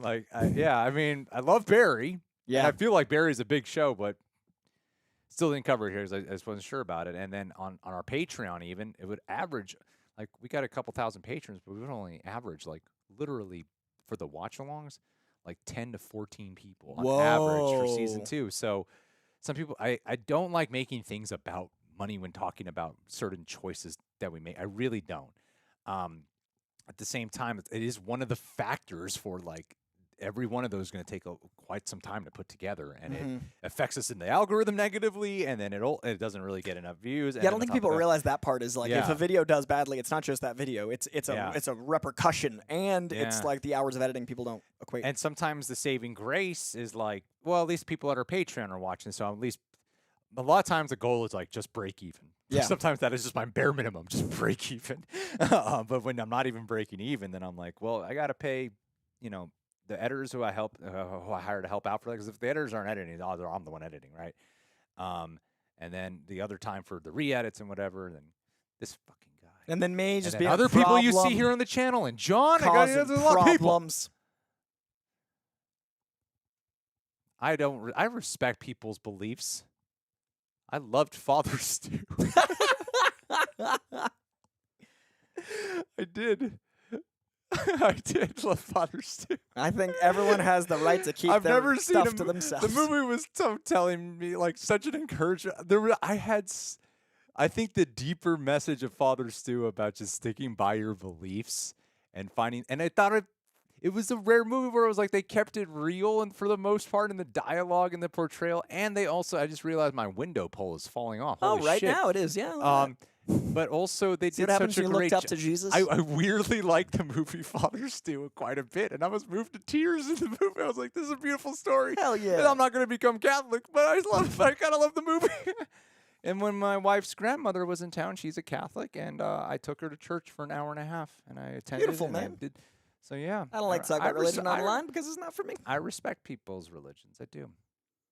I just think everyone's open to be made fun of. Oh, that I agree with. Or we can make a joke out of anyone. Doesn't mean I don't respect. I make fun of everyone. Equal opportunity. Equal opportunity. Doesn't mean I don't respect your action. When it comes down to it, doesn't mean I don't respect it. What am I trying to say here? Tyler! No. Tony Movie Chappie. 989. Neil Blomkamp. This is a real, serendipitous stream it's turned into. We're just like, come and we're riding the wave today, guys. Saturday. Tony Movie, Chappie D9. Random question, but what are some of your favorite comic book guilty pleasures? Mine is the Hellboy reboot and Ghost Rider, Spirit of Vengeance, and Spawn. Ooh, that's a fun question. I love that question. Blade Trinity for sure. I get so much joy out of Blade Trinity, and I know it's not like the caliber Trinity of Blade is 1 and 2. Fun movie, yes. I think the definition of a guilty pleasure is knowing it's not like good, but enjoying your time with it. So definitely Blade Trinity. I'm not gonna lie, guys. I do not like Batman Forever and Batman and Robin. I don't even get guilty pleasure fun out of. I get guilty pleasure fun out of them if you show me a clip. But for 2 hours, if you ask me to sit down with that shit, it is so hard to do. Yeah. I like League of Extraordinary Gentlemen. That is good. Gilmer in the chat said that. League of Extraordinary Gentlemen. That is a fun movie. I saw it as a kid. Maybe I wouldn't like it now. Good night, Tharuka. Appreciate you being here. But yeah, I quite enjoyed that film. It was fun. I'm waiting to be impressed. I haven't seen it since theaters. I want to rewatch it now. Oh, it is a terrible film. Yeah. But it is so fun. I love Last the Sean movies. Connery movie being that is just dark. And I also love Street Fighter, which is not a comic book movie, but I love Street Fighter. I've seen that countless times. That's one of those movies I could weirdly quote. I can't think of another one, but Blade Trinity. What's another good? I think that the Ghost Rider Spirit of Vengeance movie is a blast. Haven't seen it. It's directed super energetically by the Crank guys, so it's a lot of fun, and Nicolas Cage is having a damn good time. I think the Fantastic Four movies are a little abused by the time, but they're well cast. They're fun. I feel like Daredevil. I saw the director's cut of Oh, Daredevil. Daredevil director's cut is actually good. It's good, yeah. I actually like it. I don't think Mystery Men's a guilty pleasure. It's just good. Mystery Men's just a good movie. Punisher Warzone was a movie I defended as a film that I thought it knew exactly what it wanted to be. I don't think it's so bad it's good. I think every bit of campiness is very intentional. I agree. And I think Ray Winstone's having a damn good time. Yeah, and it's so over the top gory. It's ridiculous. Yeah, I think it knows exactly what it is. I liked it a lot. So yeah, I would probably go with League of Extraordinary Gentlemen. I think that is a really fun movie. She got like all these like random classic characters mashing up on screen. It's so stupid. But you know, that was originally supposed to be a Fox version of Secret Wars that was going to be like the Daredevil, Ghost Rider, all that, and X-Men coming together for like this big movie right around the Marvel thing. Really? Yeah, that was supposed to be. There's like a script written. It's like this huge thing. I would love to read that. Me too. That's one of my goals is to get to the point where I can get the old scripts from these movies that never got made to just experience them. TMT Secret of the Ooze I really like a lot. Ooh, that's a fun one. I like all three of those Ninja Turtle movies. Tyler, hi guys. Do you want the new Superman? We need to start setting timers here, Coy. We're running short on time. I got shit to do. Okay. You got nothing. You're Nothing. lazy. You're a bum. Just gonna go. I don't know. Walk around. Just your neighborhood. You'll see me when you're roller skating later, just wandering. Oh, be like the aliens and signs, just to and fro and around your yard. Tyler, hi guys. Do you want the new Superman to have the red trunks? Also, do you want the villain to be Lex or someone new? I want it to be someone new. I think that is James Gunn's safety net. I think to do the weird experimental. I feel like you keep Superman traditional, like whatever you do with the casting, and give us a villain you would not expect, someone weird that the masses are being introduced to. I like that. Then you can really showcase, especially if he's directing it, like give us the weird one. Yeah. And, you know, sometimes he doesn't do, like Ronan the Accuser, give him a pass because that was his first MCU film. But then I think he did a really strange job with Ego the Living Planet. The Suicide Squad, while there's not like a super definitive villain, I thought what they did with Starro was awesome. And then the other people in the military was a great threat. High Evolutionary looks to be great. Peacemaker, I thought he did an excellent job. So, yeah, I think do something very bizarre for your Superman villain. I think that he's going to... red trunks, make it happen. Well, yeah, red trunks for sure, like without a doubt. I think they're necessary. But I also think that the way to do it is cast a very clean Superman, your guy, and then play around with the lore, the mythology, the Lois Lane, the relationships. And I do think they need a different dynamic than just a Lex Luthor to kick off this universe. So I think maybe have him cast, introduce him, but don't make him the villain. Just have him like long Palpatine grow out. Like I want Lex to be the long game. Yeah. Oh, yeah, I agree. Keep build up to Lex. But cast him. Like have him in it, but just not up front. Yeah. Exactly. Superman, meet Clark Kent. I mean, Superman. What did he say? What's the fucking line? Clark Kent, meet Bruce Wayne. Oh, man. Barry Allen in the chat, speeding on into our super chats. I thought it rhymed, then I realized I just said the same word again. Why can't John Humphrey be a gigolo? Because John Hump for free. That's what we used to say in school. We used to be like, John Hump for free, and then we kick him in the stomach while he's down the ground. He's humping for free right now. Spit on him as we speak. And now he gets laid like a mofo. Out in the game, just doing his work. People are like, oh, John, I feel so sorry for him and his upbringing with being bullied. Just living that now life. He's smashing left and right. He's the adult star we want to cast in the MCU. Deadshot, thank you so much for being here. Hey, guys. So first, Greg, did you watch Evil Dead Rise and his review soon? No, I'm going to react to it because it looks like a blasty blast. Scream 6 coming next week. Second question for you. Think Pratt could be Hal Jordan? Real quick, I'm going to say no. Did you talk to Keanu about the MCU? Wouldn't even dare. But do you think Pratt could be a Hal Jordan? No, I think Hal Jordan's got more of a stoicism than Pratt does. I also think that Pratt has like kind of aged out of that wanting to do another 10 or 15-year commitment, even if they turn him into a villain soon, which I think would be short-sighted. I don't think Pratt's the guy for it. I did not talk to Keanu about the MCU because I would much rather talk to Keanu about like philosophy and life. Yeah.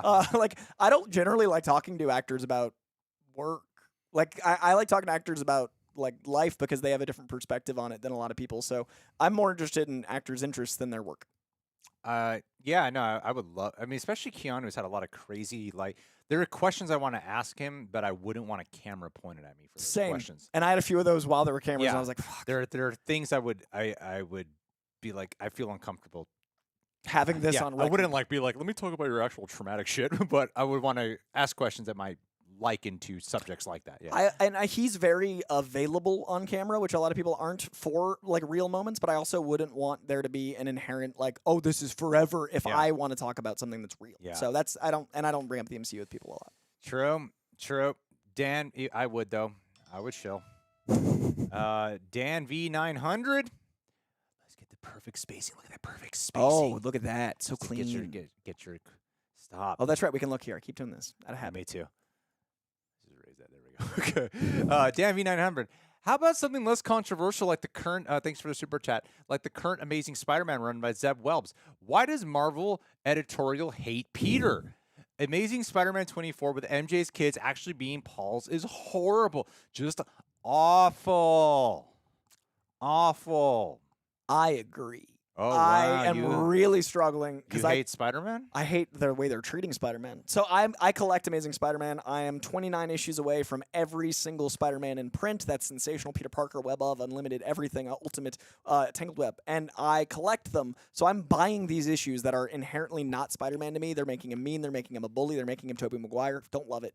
And I personally don't identify with that take. And there's a couple issues Joe Kelly wrote that are Black Cat dating issues that really sung and showed me the dichotomy even more of like, this is what your Amazing Spider-Man can be. What are you doing? So Right. I'm struggling because it is not my Spider-Man, and they just haven't respected Peter in a really long time. I think the Miles Morales book is exceptional right now, and I think that that's also really hard because those characters can be so different. And I feel like since Miles is like trying to go through his underdog, figure out who he is phase, they're like, but what if Peter's a dick? I'm like, they're differently underdogs. Let him be the underdog he is. So I'm with you. I love John Romita Jr.'s art, but I'm not digging Zeb's writing currently. Really quick, guys. I just wanted to say thank you to everyone who has contributed to our super chats. I'm going to be turning them off right now because we have to end within 18 minutes. So thank you to all who have Much appreciated. All seriously, you kept us going. We have a limit for how the latest we can go, but even if we happen to exceed it, we will. We're gonna get them all done. We promised. I stick true to that. There's still stickers available though. Ooh. But I love when you turn off the super. I understand I gotta the show implication. you. I gotta show you guys what it says when you turn on. What an ominous. When you try to turn off the super chats, it's hilarious. Hold on, let me see if I can just show you. Hold on, everyone. Oh yeah. Wait, hold on. It says like, if you continue, your fans will no longer see super chats. It's sort of like, I understand the implications of this action. It's just so harrowing. I understand. Oh no. We accepted the implications. We have accepted all implications of this. Let me just do a refresher here. All so right, I can make sure I got the last of Back everything. to Kate Phillips. But you can still read. Okay, contest. My bad. I just heard a typo. I'd love Nobody John Wick. Yep, I think that universe is pretty lush. I'm excited for the Continental. Let's see. Starring Mel Gibson. It is starring Mel Gibson. Love the fact everyone's that happy about that. Love the fact that Koi's a sweaty nerd. I appreciate you. The laser. Yeah, the book is not loving Spider-Man to me, but hopefully it shifts soon. Even the Goblin story is poor. I agree. I love when people read these comics in the chat. This makes me so happy. These are comic fans in here. His death was out of nowhere. Comic fans. Recipe of the King of the Sweaties, late great John Schnapp. I do miss that man very dearly. He would have loved MODOK. Let's see. Love your aunt. Okay, now I can't read them. Oh, I can read this little window. Love when Aunt May gives him the... Nope, can't see the end of that. Do I think Nova is coming in Guardians 3? I do think Nova is coming in Guardians 3. I think Guardians 3 is going to allow the Cosmic Universe to go on without the Guardians. I think the Guardians as a team retire. I think maybe there's like Rosenbaum's character and Stallone's. I don't think they keep going, but I do think characters will be introduced that go more cosmic like Nova. Yes. Christian's unpronounceable. Sanequa Martin Green as Storm. Koi, if you don't know who this is, you're an official racist. I don't know. You're an official racist. We had to look up Confirmed. Jonathan Tucker for you. Who is Sanequa Is Martin not a black guy, so I'm not racist. Let's look up Sanequa Martin Green. I got you covered, Koi. I'll bring it into this is just for me. I'll bring it in, you racist. Because you know this person. Of course I know You're who best this friends. is. Of course I know. Okay, who we got? I know all people of... Yeah, she's of color. Okay. I know all people. I don't recognize her work. There we go. A really tiny frame right she here. looks like she's in Star Trek Discovery by the Walking background. Dead, homie. I didn't watch Walking Dead. Okay. I don't know her work, so I can't really comment because that's part of the energy. She's a very talented actress. Yeah. And if you care to watch people outside of your color, you would actually appreciate her talents. I see. If I cared. This is the problem with America and our comic book movies. Yep. Cameron Singh, what did your super chat say? I don't. Give it a shot. Write it here again. We got you. We got you. Dude, I mean, come on. Look at this madness we got on screen. Look how organized it is. So clean. Nothing gets missed now. Yeah. We're in frame. Your chat's in frame. The super chat is highlighted. Look at that. XX Lay Torres TXXX. That is sexy ass name. I love it. Thank you for the super chat. He says, "Hey guys, Greg, I want you to fix the That's what he says. That's stream." the opening. You got it, buddy. I've been watching you guys for years now, and I'm happy to see how much you guys have blown up over the years. Thank you. Sometimes I walk around going, wow, everyone here has no idea who I am. I even watched your first live stream with Tyrone Magnus. Really? I don't remember doing that. Oh, I do remember that. Yeah, that was fun. Anyway, I think we're all due for a Static Shock. Thoughts? I absolutely would love a Static Shock. I don't know who I would get to play Static Shock, but maybe Caleb McLaughlin. He's Stranger so Things.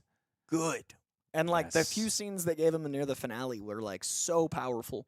I also met him at the Creed 3 premiere, and he was so different than I expected. He's like a very intensely focused guy that like really commands and like receives attention. Like he's really with you, but there's this energy of like intensity, which felt like Static Shock. Because Static Shock has that like he's always the center of attention, even on team dynamics. Like there's this really cool like I'm the guy, and he's got this very like lead character energy in real life, and I really liked Caleb's whole vibe. Also, he the kid in Creed, the daughter of Michael B. Jordan's character, was a huge fan of Caleb and came over really? and was like geeking out and signing and really cute. And Caleb like sat on the floor cross-legged and like eye to eye talked for a while and like connected. And I was Aw. like, this guy's not only talented, but he's like really great, because everyone was trying to get his attention and he was like talking, and I was That's so impressed. amazing. Like he's a really good dude. From that interaction, I Dude, don't know him, that's- but like that was a really impressed. That's really nice to hear. Yeah, I like Caleb a lot. I like nice celebrities. We gotta acknowledge this. I was because, just saying, thanks to Coy for inspiring me to start reading comics. I recently got Superman All-Star and Kingdom Come. Any recommendations? Also, hi, Greg. Wanted to shout this one out, specifying because he did he did a super chat. And apparently, nothing showed, as you can see Shenanigans. here. Look at the timing. Oh, Look at the perfect timing on that. magic. Look at that. Magic. We got you covered There it is. here at the Super Chat Nation. Super Chat Where'd Nation. it go? Did you see We what were happened? so evolved. Shit. I had think it. he said All-Star and Kingdom Come and asked for recommendations. I think that was there. I There it is. found you. Also, someone earlier said they just finished volume 1 of Something Is Killing the Children. That makes me very happy. Coy, you got a minute and a half. Okay, so apparently you're reading Superman, and Don't you've mess read it up. All-Star and Kingdom Come. So if you want recommendations for Superman, I would also recommend Man for All Seasons. I think it's a really good, approachable run that doesn't have a lot of continuity tied to it that they're going to lean into for the movie's inspiration and tone. I would also recommend Superman Blue, which is a Jeff Loeb and Tim Sale book. Jeff Loeb and Tim Sale do these really great books with colors tied to them. They did Spider-Man. They did a really great. They did Batman Long Halloween. They did a really good Daredevil Yellow. They're a really beautiful team, and the Superman I really think exemplifies in 5 or 6 issues like the heart of the character. I'm currently really enjoying the John Kent run that is happening. The Tom Taylor issues 1 and 2 that just started, I'm not digging as much because it's leading to Titans. We haven't really gotten there yet, but the one that just ended with John Kent was great and also showed a lot of great Kal-El stuff. I would also say in the world of Superman, the stuff that tied into the first volume of Naomi gave you a really cool perspective on Superman, not as the lead of the book, but the ramifications of Superman existing. So if you want like a world building around Superman, the Naomi stuff's really good. If you want a playful book, if you want a book that's like irreverent and less like heady, I think Superman's pal Jimmy Olsen that wrapped up I think 2 years ago, 12 issues. It's like an old school comic, like comic in a newspaper where it's the continuity's insane, it's wacky hijinks, and Superman's an element of it, but it's really into the heart of Jimmy Olsen and the world of Metropolis, and it's one of the more fun comics I've read in years. So those 5 I think would be good for you. 6 seconds to go. Why does no one ask me about my comic recommendations? I mean, now's the time. Someone get in there. Well, we're out of time. Oh, there it is. Oh, shit. Otherwise, you had so many ready. You were at the go. Hey, I just read all of Attack on Titan.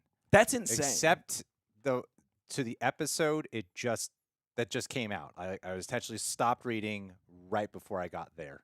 So I literally have one more volume to read, and That's a lot, and man. I could know how the story ends, but I'm waiting till the final thing comes out, and I read it all in like a month. I waited like 6 months for the last episode of This Is Us because I didn't want it to end. So I get it. There's like that preserving your last. Well, I'm like, because I react to it on Patreon, and I'm like, I don't want to know what happens at the end. I want to react to it. Dan V900 does some great recs too. I really love the Tomasi run. Birthright's incredible, and I think James Gunn loves it as well. And then Secret Origin, I think will be like I know we're over time, but Up in the Sky was also referenced. That's Tom King, who wrote one of the best Batman runs of all time, and is the writer for Supergirl, the one that they're actually directly adapting. So I think Up in the Sky is going to give you a tonality that's going to be really important, and it's an anthology series. So you only can read like one issue. You could read all of it. It's a beautiful, contained Adam Kubert art. Is it Andy Kubert? It might have been his brother Andy. Either way, Kubert art. Asian Lee. You know, sometimes you might have like one cow out of the cattle, but you don't want to feed like the whole cattle if there's only one cow. I don't understand this McConaughey reference you're making. One cow outside the pasture. Now it's Owen Wilson. Wow, cows. Asian Lee, Scott Adkins' Deathstroke solo film. That is a solid ass pick. Yeah. He's got kicks. He's a stunt man. I think it would be great. And Scott Adkins, is he British in real life? I don't know because he does so many accents well. I think he's Australian, maybe New Zealand. Okay. I interviewed him at John Wick, and I don't know if I can place it in my face what accent that was. I did not pick up that was Scott Adkins. Is in the suit? Yeah. Yeah, he was standing. I didn't know it, and then the poster was behind him, and I eventually was like, when he started kicking, I was like, okay, this guy's definitely in a fat suit. Because not that like people like the obvious reference is Sammo Hung, who is like very overweight. You can do all the kicks and shit. So I'm not saying if you're like really overweight, you can't do the high kicks and stuff. But there was something about it. I was like, oh, definitely in a fat suit. well, because the height of where it had to be was different, like the physical. Yeah, but he was such a character. Yeah. You know that I. It's British. All right. All right, sweet. Gotham. I love that idea. Gotham's Reckoning. Wow. Wow. Owen Wilson is Bane. Oh, wow. Look at the. I will break the Yeah, back. look at the football stadium. Open apart. I didn't wow. realize how big it is. Born in the darkness. XTX Late Torres TXX back in the chat. Thank you so much. Russo brothers to direct Teen Titans movie. They seem to have grasps on directing big ensemble movies. Thoughts? That would be a departure. I think I'd rather see him do a Titans than a Teen Titans. I feel like a Phil Lord and Chris Miller would be a good Teen Titans director. I would love that. Yeah. Chris McKay was supposed to do a Nightwing movie forever, and he did Lego Movie exceptionally. And he also did Renfield. I would love to see that vein of Teen Titan, but I don't know about the Russos personally. I mean, that is Community, like the Community element. Like if you want the Teen Titans maybe a little older, like college age, like Community. Yeah. But I would love to see it just to know what it felt like. Yeah, I would still go Phil Lord and Chris Miller for that. That would be fun. I'd love to see them. You know who should direct that? The people who did Dungeons and Dragons. Oh yeah, I haven't seen that movie. John Francis Daly and John Goldstein. But I've seen their other movies, and I feel like they would be amazing. They're directors. very much in that vein. They did Clouders and Chance Meatballs, which Phil and Lord directed. Seen Whoa, really? I saw. I think. What's that called? Endgame. Game night. Game night. Yeah. And Horrible Bosses, which they did not direct, but writers on. Yeah, I think they wrote Cloudy 2, and I think Phil and Chris directed it, but I'm not. Anyway, they're in that vein. I agree. I would love to see them direct those. I think they'd be great for like a Teen Titans. Yeah. Haskell 420. Oh wow. Wow. Well, Haskell 420 says, my fantastic forecasting 2 years ago. Reed, Ben Barnes, or Dan Stevens. Both good looking. With the other for Doom. Sue Storm. Put a suit of armor around the world. Emma Roberts. We've gone slap happy. Ben Benting. Jesse Plemons as Johnny and Dylan O'Brien. Oh, Jesse Plemons would be a fun pick. Yeah, that would.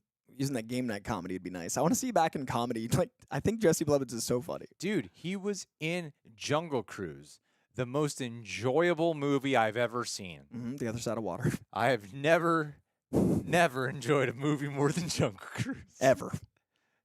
I really did not like Jungle Cruise. I could tell. It was one of those movies where I'm like, that is so loud. That's the only thing I recall.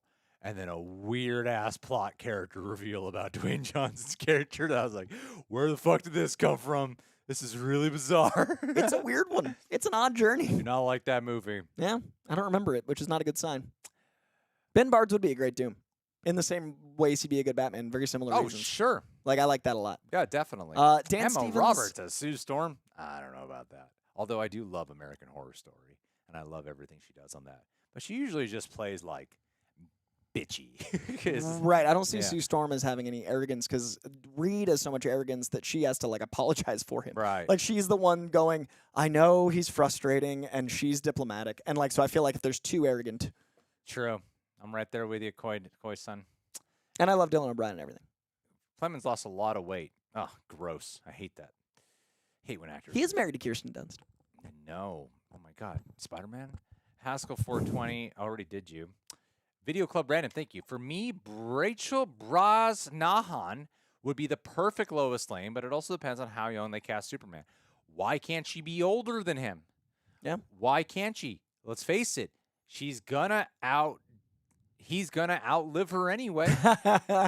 She will be old one day. It's going to be a reverse Aragorn and Arwen situation. My last 2 girlfriends were older than me. It's okay. It's totally a thing. My wish for my wedding was to redo the scene in the woods in Fellowship of the Ring. Oh, that's beautiful. I love that. That's adorable. And Whoa. she was not for it. And Oh. and I was like, it won't cost that much money. I mean, it is a day for both of you. Probably some sort of compromise needs to be made.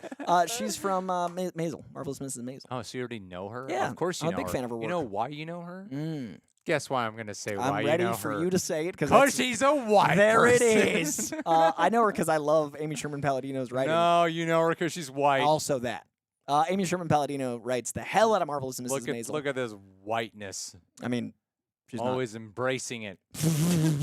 if you haven't You seen should. Marvelous Mrs. Maisel, you should. It's spectacular. I think she'd be a great Lois Lane. She's very well spoken. She's articulate. She's very good at conveying intelligence, which is a huge factor in the Pulitzer Prize winning Lois Lane. And I do think she's got the vibe of like Silver Age classic. Like she's got a glow about her. I think she'd be great. I would love to hear you say that about a non-white person one of these days. Well, someone put Dan someone in the V chat 900, that, we're at it again.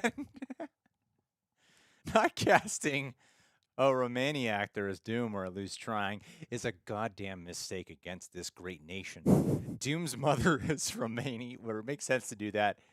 Weird not to do it. I guess so. I don't know. How upset would the Romani community be? Can we silence them? Can we ignore them? And maybe like just ignore them. They're not that vocal. I once Come on, cast what's the your- kid from Umbrella Academy as the half Romani character in Damian Wayne, and the internet didn't let me forget You it. did, So you asshole. just the worst. So Asshole. Everyone keeps track of I will everyone's not- race specifically. I will not speak on any racial. Everyone has to 23andMe before they're cast from now on. I think they should. Part of the process. That's the new COVID test You walk protocol. in, you spit in the cup. It's like, we're going to need you to do a 23andMe test before. Got to make sure. That's the new protocols. I won't comment further. That's just what I believe. That's how we should do it, man. That's Emma how it is. Stone to Sue, that would be awesome. Oh my god, I love it. I think she'd have Emma Watson in there somewhere too. Used to have the biggest crush on her. I used to be like, Emma, I got a dilemma.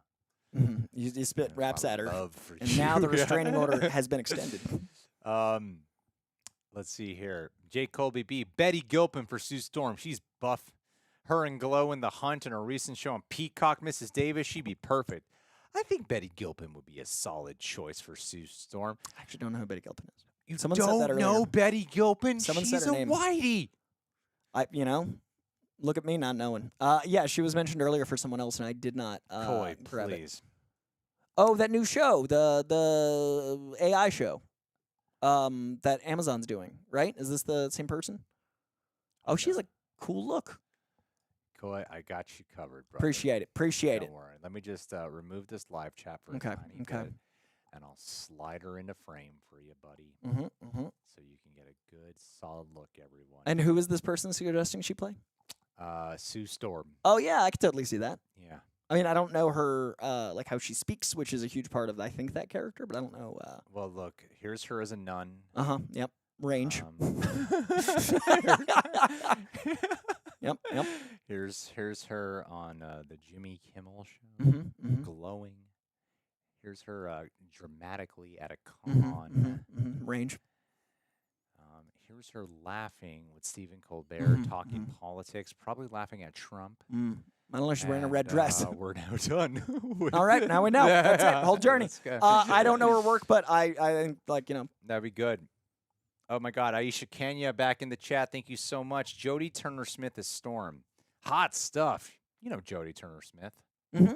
Do you? She's so good in that love story with Daniel Kaluuya. Light on the compliments and knowledge here when it comes to a person of color. No, I forget that it was a beautiful movie that was really intense from like 2 years ago. Daniel Kaluuya's in it. It's why I wanted him as a developed read for a bit. A thing that's gonna get developed me. a Colin and Jay. I love this actress, and you're giving me crap. Yeah, you're very much. I'm not calling Joseph through this. I'm just surviving on the internet. And I think that she has a really, really cool presence to her. She's also wicked tall, which I've always seen Storm, especially like the Jim Lee era Storm, as like very tall and regal. She's actually someone that was on my short list before Cop Shop. What's the one that Gerard Butler did? I think Plane? No. Her Queen and Slim. Thank you. This actress and the Cop Shop actress are two of the ones. Alexis Louder is the Cop Shop actress. Are two of my Storm shortlists. I think she's fantastic. Yeah. Queen and Slim is really slept on. I thought that movie was badass. She's cool. Sweet. Good to see here. Good to see. I like it, Coy. I'm so happy for you. Oh, the Tomorrow War. Gilpin was in. That's why she looked vaguely familiar. I did see that. Oh, I gotta adjust the stream, everyone. All right, we're almost done here. Almost. I don't believe you. We've gone too long, Coy. It's time for the Jedi to end. You were the chosen one. There we are. Kiana. Are you all excited for the Barbie Hammer weekend? Watching from Austin. Howdy. Well, I'm very much excited for that Barbie Hammer weekend. Gonna go out there, shoot my revolver up in the sky while riding a mechanical bull, then hopping over to a real bull. That's what we do here for the Barbieheimer weekend. What's Barbieheimer? You think I give a shit? He said he's from Austin. I don't know what the hell a Barbieheimer is. I think it's a she, and I don't know what Barbieheimer is. I'm trying to make Barbieheimer feel exciting. Okay, Barbieheimer. God damn it. We're going to look up Barbieheimer for you. I'm really curious because it's got a hyphen in it. And it's also... we got to make the super chats count. We got to mean it. Got to make the super chats count. What's Barbieheimer? Don't worry, Coy. I got you covered. Let me know. Barbieheimer. You mean Heiser? What is it? Oh, Oppenheimer and Barbie, right? Barbie and Oppenheimer weekend? Is that what it is? Because the same weekend? Yes. Ah. I thought we were doing some special. I was like, there's apparently like a person named Barbie Heiser. Austin thing here you were talking about. I like even about riding a bull. Barbie and Oppenheimer weekend, I think is going to be one of the greatest weekends of all time because I don't know which one I'm going to see first, but I'm going to double them up and I'm going to see them both same day. I want a double feature. % watching Oppenheimer. I'm going to do my best to get an early screening for Oppenheimer. I am so excited for both. Barbie looks so good. Every trailer. I actually skipped the last trailer because I wasn't here to cover it, and I was like, I cannot watch this because I know I'm going to see this movie ASAP. These are two that I'm going to fight for premieres for, but if I don't go and I see it at a regular time, Thursday 8, Thursday at 10. Barbieheimer. I mean, they're two very different audiences. That I'm both though. I know. I'm the Venn diagram of Barbieheimer. So excited for both. I'm a Barbieheimer. I am admittedly more excited for Barbie than I am for Oppenheimer. I'm a little bit more excited for Barbie. I just love Ryan Gosling so much. He's so fun. So do I. And Simu Liu as a Ken doll is going to be great. Like I really want to see him get to like play. Don't get me wrong. Like Oppenheimer looks awesome and looks like great Nolan shit, and I love my IMAX experiences with Nolan. Sure. But Barbie looks like the film where you're just gonna have a blast. I just think I need more joy in life. Like the world sucks. I think Oppenheimer's gonna make me feel heavy, and Barbie's gonna make me feel light. So maybe I'll see Barbie first. I mean Oppenheimer first, and then like the palate cleanser is Barbie. It's your perspective, Coy. Get a million subscribers. Then I'll be happy. That's all it takes is the million subscribers. Then you can enjoy. Ask anyone I know on TikTok. They're the happiest. J Mood Z, thanks for being here, and thank you, Kiana, for that. Sorry for butchering the Austin accent, but I believe I nailed it. Speaking of Austin, I'm going to reveal something to you guys. I had to turn down a press event. Coy knows I'm not the biggest fan of doing them. Unless I really want to do it, I'm not the biggest fan of doing them, and I turn down most of them. People don't realize how long it is. But I got invited to some. But I have my live event where we've already sold tickets for May 7th for Guardians. I got invited, and I emailed them back like, you have no idea how bummed I am to turn this down. I got invited to go to Austin to go to Robert Rodriguez's studio, spend time with Robert Rodriguez, and interview the cast of Hypnotic. Dude. And you know who the cast of Hypnotic has. And I had to turn it down because I was like, this is happening the exact day I already have a live event ticket sold for. And I just can't. That hurts. I feel that. I'm a man of my word and a man of my commitment. Who's in Rodriguez's new movie? I actually don't know. No. Yeah. You got to turn down a Ben Affleck meet? Yeah. Oh, It dude, was if a- I it wasn't was a- traveling, I'd take that real reject spot. It was a bummer. Oh, that's yeah, you're in hard. Rome. Yeah. Dude, that is intense. Yeah. Oh, I'm sorry for you. That's why I wear pajamas. Yeah, just out of sorrow. But soon we'll be Barbie Heimering, and everything will be good again. Jay I love Roots. everyone casting Ryan Gosling for us as Sorrow. Someone asked in the chat what Coy, comic we to have jump to in end. to Wanda. There's a new Scarlet Witch comic that only started 4 months ago. It's on issue 4. Pick it up. It's great. Jay Moods, I would love to see the character Bloodwind in the DCU, honestly. I think he's perfect for Gods and Monsters. Have you heard of him? Fan cast. I would love it. Jay Moods. Do you know what it is? No, actually. Bloodwind? Don't know Bloodwind? I'm being honest. I cannot know things. Greg, let me look him up. I'm deducting your pay. Every character I don't know, I lose a little bit more. Goddamn Bloodwind. embarrassment. He looks like Morbius. He's got a big red cape and black. Okay, let's see. Bloodwind, a necromancer in DC. He starts in Justice Mads League. Mikkelsen, it is. Thank you, Jay Moods, for the super chat. Interesting. I'm sorry. Bloodwind. I'm back. Pandemic Jones. I'm sorry, we don't know. We'd love to elaborate more. I just don't. I need to know him. I need. Unfortunately, we don't know. We don't know the guy. I'm sorry, Jay Moods, but my buddy Jamie Hall apparently played him in something because it says played by Jamie Hall, and now I feel bad twice. It's good. You made Coy aware now. He'll get a bunch of knowledge on it. Pandemic Jones, how awesome was meeting Keanu Reeves, and what were the highlights of your guys' conversation with him? I did a whole recap of it in depth here. We spent like 10 to 15 minutes on it. Actually, Pandemic, it's you. I would love to recount it. I feel like Keanu is on everyone's bucket list to me, and I'm definitely jealous. Much love. What I will say is that it was one of the highlights of my life, and it was all thanks to Coy that I got to meet him. And they said something where we might be able to get the footage. So hopefully, yeah, hoping to get it. Hoping we can get the footage, and I could just show you guys how fucking awkward of my phrasing and incomplete sentences was. Admittedly, didn't talk smoothly that day. I think you did better than you think, and it'll be funny for you to see it because you're in phase 2 of this. Yeah, I definitely was like, I didn't finish my question, but I think he got where I was going. So yeah, but Pandemic, thank you for the super chat, and but we did. I think it's in the first hour, if that helps. It's definitely in the first hour. But yeah, we're definitely really covered it a lot. Freddie Ruger, we're exiting soon, so better late than never. But yeah, send me a message on Patreon. I'll talk more about it. Pandemic, he's one of our top patrons. Jeff Carroll, thank you. For Coy, because he loves Gray Man, I saw it on a plane and laughed out loud when Evan screams, I got shot in the ass, Suzanne. Definitely annoyed the people around me, but it was hilarious. I think Gray Thank you, Man Jeff. is the 90s movie I wanted. I don't think they make like the Shane Black type movies enough, and I definitely got buddy cop vibes, even though it was like antagonist, protagonist vibes. But like Ryan Gosling got to be comedic while being an action star. Chris Evans got to do something besides Cap. I really thought it was a fun like romp global spy thing. What I got was what I wanted out of Gray Man, and no one else really likes it, but I did. I'm glad you at least got a joy out of it. I thought it was okay. I definitely had my issues with it. I complained quite a bit.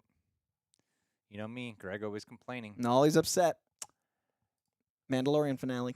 I haven't even watched your reaction yet, but I hear you were distraught. Pandemic, I promise. I'll message you on Patreon with a time. Oh, he was watching The Covenant. I'm so excited to see that. That's Jake Gyllenhaal, Guy Ritchie movie. I want to see that real bad. Oh, I wonder if Netflix is already saying it's now #1 streaming in the world. Is that a Netflix movie? I think it's in theaters. I think it's a Netflix movie. Huh? I think because I was going to go see it in theaters on Monday. I hope it's in You theaters. think this guy just popped out really quick to go to the theaters? Yeah. And then be like, all right, I'm back here in the stream. It's Saturday. I think he's probably in one of the movies. I legit think it's a Guy Ritchie Jake Gyllenhaal movie. I think it's in theaters. Is it in the theaters or is it streaming? I think it's theaters. I'm pretty sure it's streaming. All right, let's watch it. I'm pretty sure it's streaming. Oh, can I just do this? I can. Power. Oh, the final super. Let me confirm. Let me confirm. I think we got a super sticker. Oh. Mike Kalinowski loves the Gray Man. Good man, Mike. You going down, Mike Kalinowski? It is in the theaters. Yeah, that's right. Pedro Pascal as Doom is an interesting choice. I kind of want Pedro Pascal to get to like play a bit more because I feel like he's now gotten trapped in like the I'm a good guy, a little rugged, and I'd love to see him get to do something else. He's got range. He's shown it. No, but I want like his next franchise. I want to be not as the same thing. Like the next thing you do, it'd be cool to see him as Doom to mix it up. Yeah. I mean, I think the first thing I saw him in was weirdly Kingsman: The Golden Circle. It's one of the first things I remember him in. I feel like there's stuff I just didn't like remember, but yeah, he's been in the game a while. Terry O'Quinn as Doom. I love that. Actually, that could work. Do you know who Terry O'Quinn is? From Lost? Stranger Things. Which one is he? Am I thinking of the right actor? I thought. Let's see. Let's all Google it. I thought he was the main guy in Stranger Things, the rocker guy. Nope, definitely guy from Lost. Definitely guy from Lost. What is the actor? Joseph Quinn. Joseph Quinn is a very different man. Yes, it is. Oh, you're talking about Eddie Munson? Yeah, that's what I was thinking of. Can you think of two more different people than Eddie Munson and the guy from Lost? The last name Quinn, Coy. Don't fucking act like it's completely. I just love that you pictured. Field. No, but your imagery was like, oh, that's interesting, and then like this is the guy that comes up. Like the difference in Dooms. Who is the? Oh, that's so good. Who is the guy who doesn't blink with the wide eyes in Lost? Creepy guy. He's on that show with Jesus Lost. Christ now. Cavill? Yeah. Is that person of interest? He'd be a decent Doctor Doom. I feel like Doctor Doom cannot be 30 years older than Reed. Because if they cast like late 30s, what you're talking about. So I mean, I think he's a good actor. I just don't know if he'd be a good Doom. I think he'd be a fine Doom. You also think Joseph Quinn would be a fine Doom. Raccoon Shampoo. I'm here to say yes to anything, Coy. Don't give a shit. Don't let your what does Campia say? Don't turn your speculation into expectation. Toby's dick. Tobey Maguire's dick was not in Spider-Man No Way Home. Holy shit. I've turned this into chaos. Oh, it's chaos. Raccoon Shampoo, thank you for the sticker. Now you can see the stickers loud and clear. And it says bump. Thank you so much, my friend. Thank you, Raccoon. And then we got one last Streamlab to take care of. Coy, I round up for the other stuff all the time. You mind if I just round this to even 3 today? Talking business on camera. You got it. You're on. I was ready for it. I was like, I know where he's going. Got it here on the street. There it is. That's how tired Greg is. Yeah, yell at me. I say no and make it really uncomfortable. Yeah, no, man. I want exactly an hour. I've been 3 fucking hours, here, 12 Greg. minutes. I expect that in decimals. Julian Power. I would like to see a Red Wolf in MCU. Who is the Red Wolf, Coy? I believe this is. I'm going to make sure. You don't know nothing. I'm going to make sure. I want to make sure I'm right because Bloodwind made me embarrassed and afraid. So I'm just going to make sure before I say anything on the internet that's gonna keep me in trouble. We have different chemistry than you and John. We're different people, in that life. I typed in Red Wolf and I got Wolf? Red Wolf. Okay, so it was who I thought it was. Red Wolf's a newer character, not like super new, but it was utilized recently in a really cool miniseries that I really liked by Edmondson. It is a character that's Native American. We don't have a lot of Native American characters in the movies or the MCU. Oh my God, do we need them? I mean, it's an entire group of people that. All right, then I say put them in there. Systematically destroyed. And I really like that his powers are grounded with supernatural elements, and I think that's something Marvel's missing right now. Is their supernatural's really big and their grounded's really contained. I think it'd be a good middle ground. So I think it'd be a cool story to tell, and you could also do like a great special presentation with him. So I'm in. I think it'd be a great idea. Hold on, everyone needs to get a good look at everyone. Has he but been I don't cast? want us to leave the screen. Okay.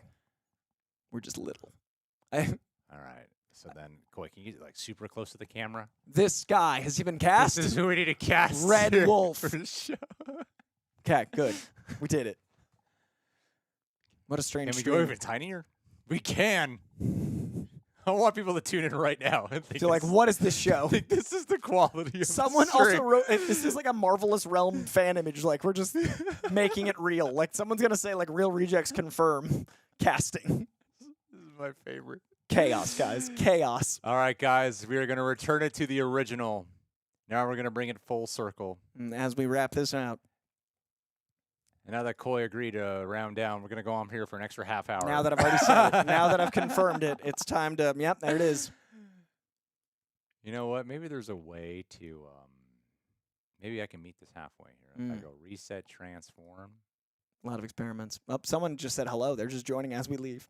And then, Sorry, K1. We're out of here soon. Streak. and then Koi. I'm going to put us here with an interesting background. There it is. Nice dental work. Excellent teeth. Good job brushing for life. Done well. What are we doing? We're going to say bye to the stream. I'm just making a fun background here. Yep. No, this isn't troublesome at all. It's just gonna be. Is this your Father Stew wrap up? This is how I'm doing this as today. as we leave with Father Stew, Greg's new favorite film. There he is, just watching over Just us. a mysterious smell. Was Mark Father Stew or was Mel Father Stew? Mark is Father Stew. Mel plays his father. Oh, he's father of Father Stew. Is he grandfather Stew? Well, the thing is, the movie's a hard R. Oh, so like swearing Mel. Like nonstop swearing. And I Whoa. was surprised. I was like, oh my God, this is really hard R. Okay.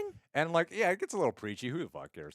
But I really liked it. I mean, it's a Mark Wahlberg, Mel Gibson movie. I'm gonna see it. Yeah. But We are Starsky and Hutch. what? Yeah, when you were like, you have different energy than John, I'm like, well, yeah. We have a lot more energy. Do it. Pop the trunk. Do it. Do it. Dude, Are you Owen Wilson? I'm Ben Stiller.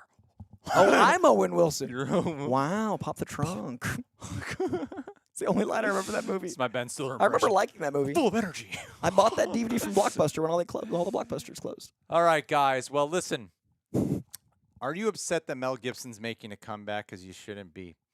He You're just He antagonizing. has atoned for his sins, according to his publicist. Mm-hmm. You could always trust. Anyway, let's see how many people. I'm going to say we ended this with 100 viewers still in the stream I mean, today. you certainly went for a swing at the end there. We've got it. This was one.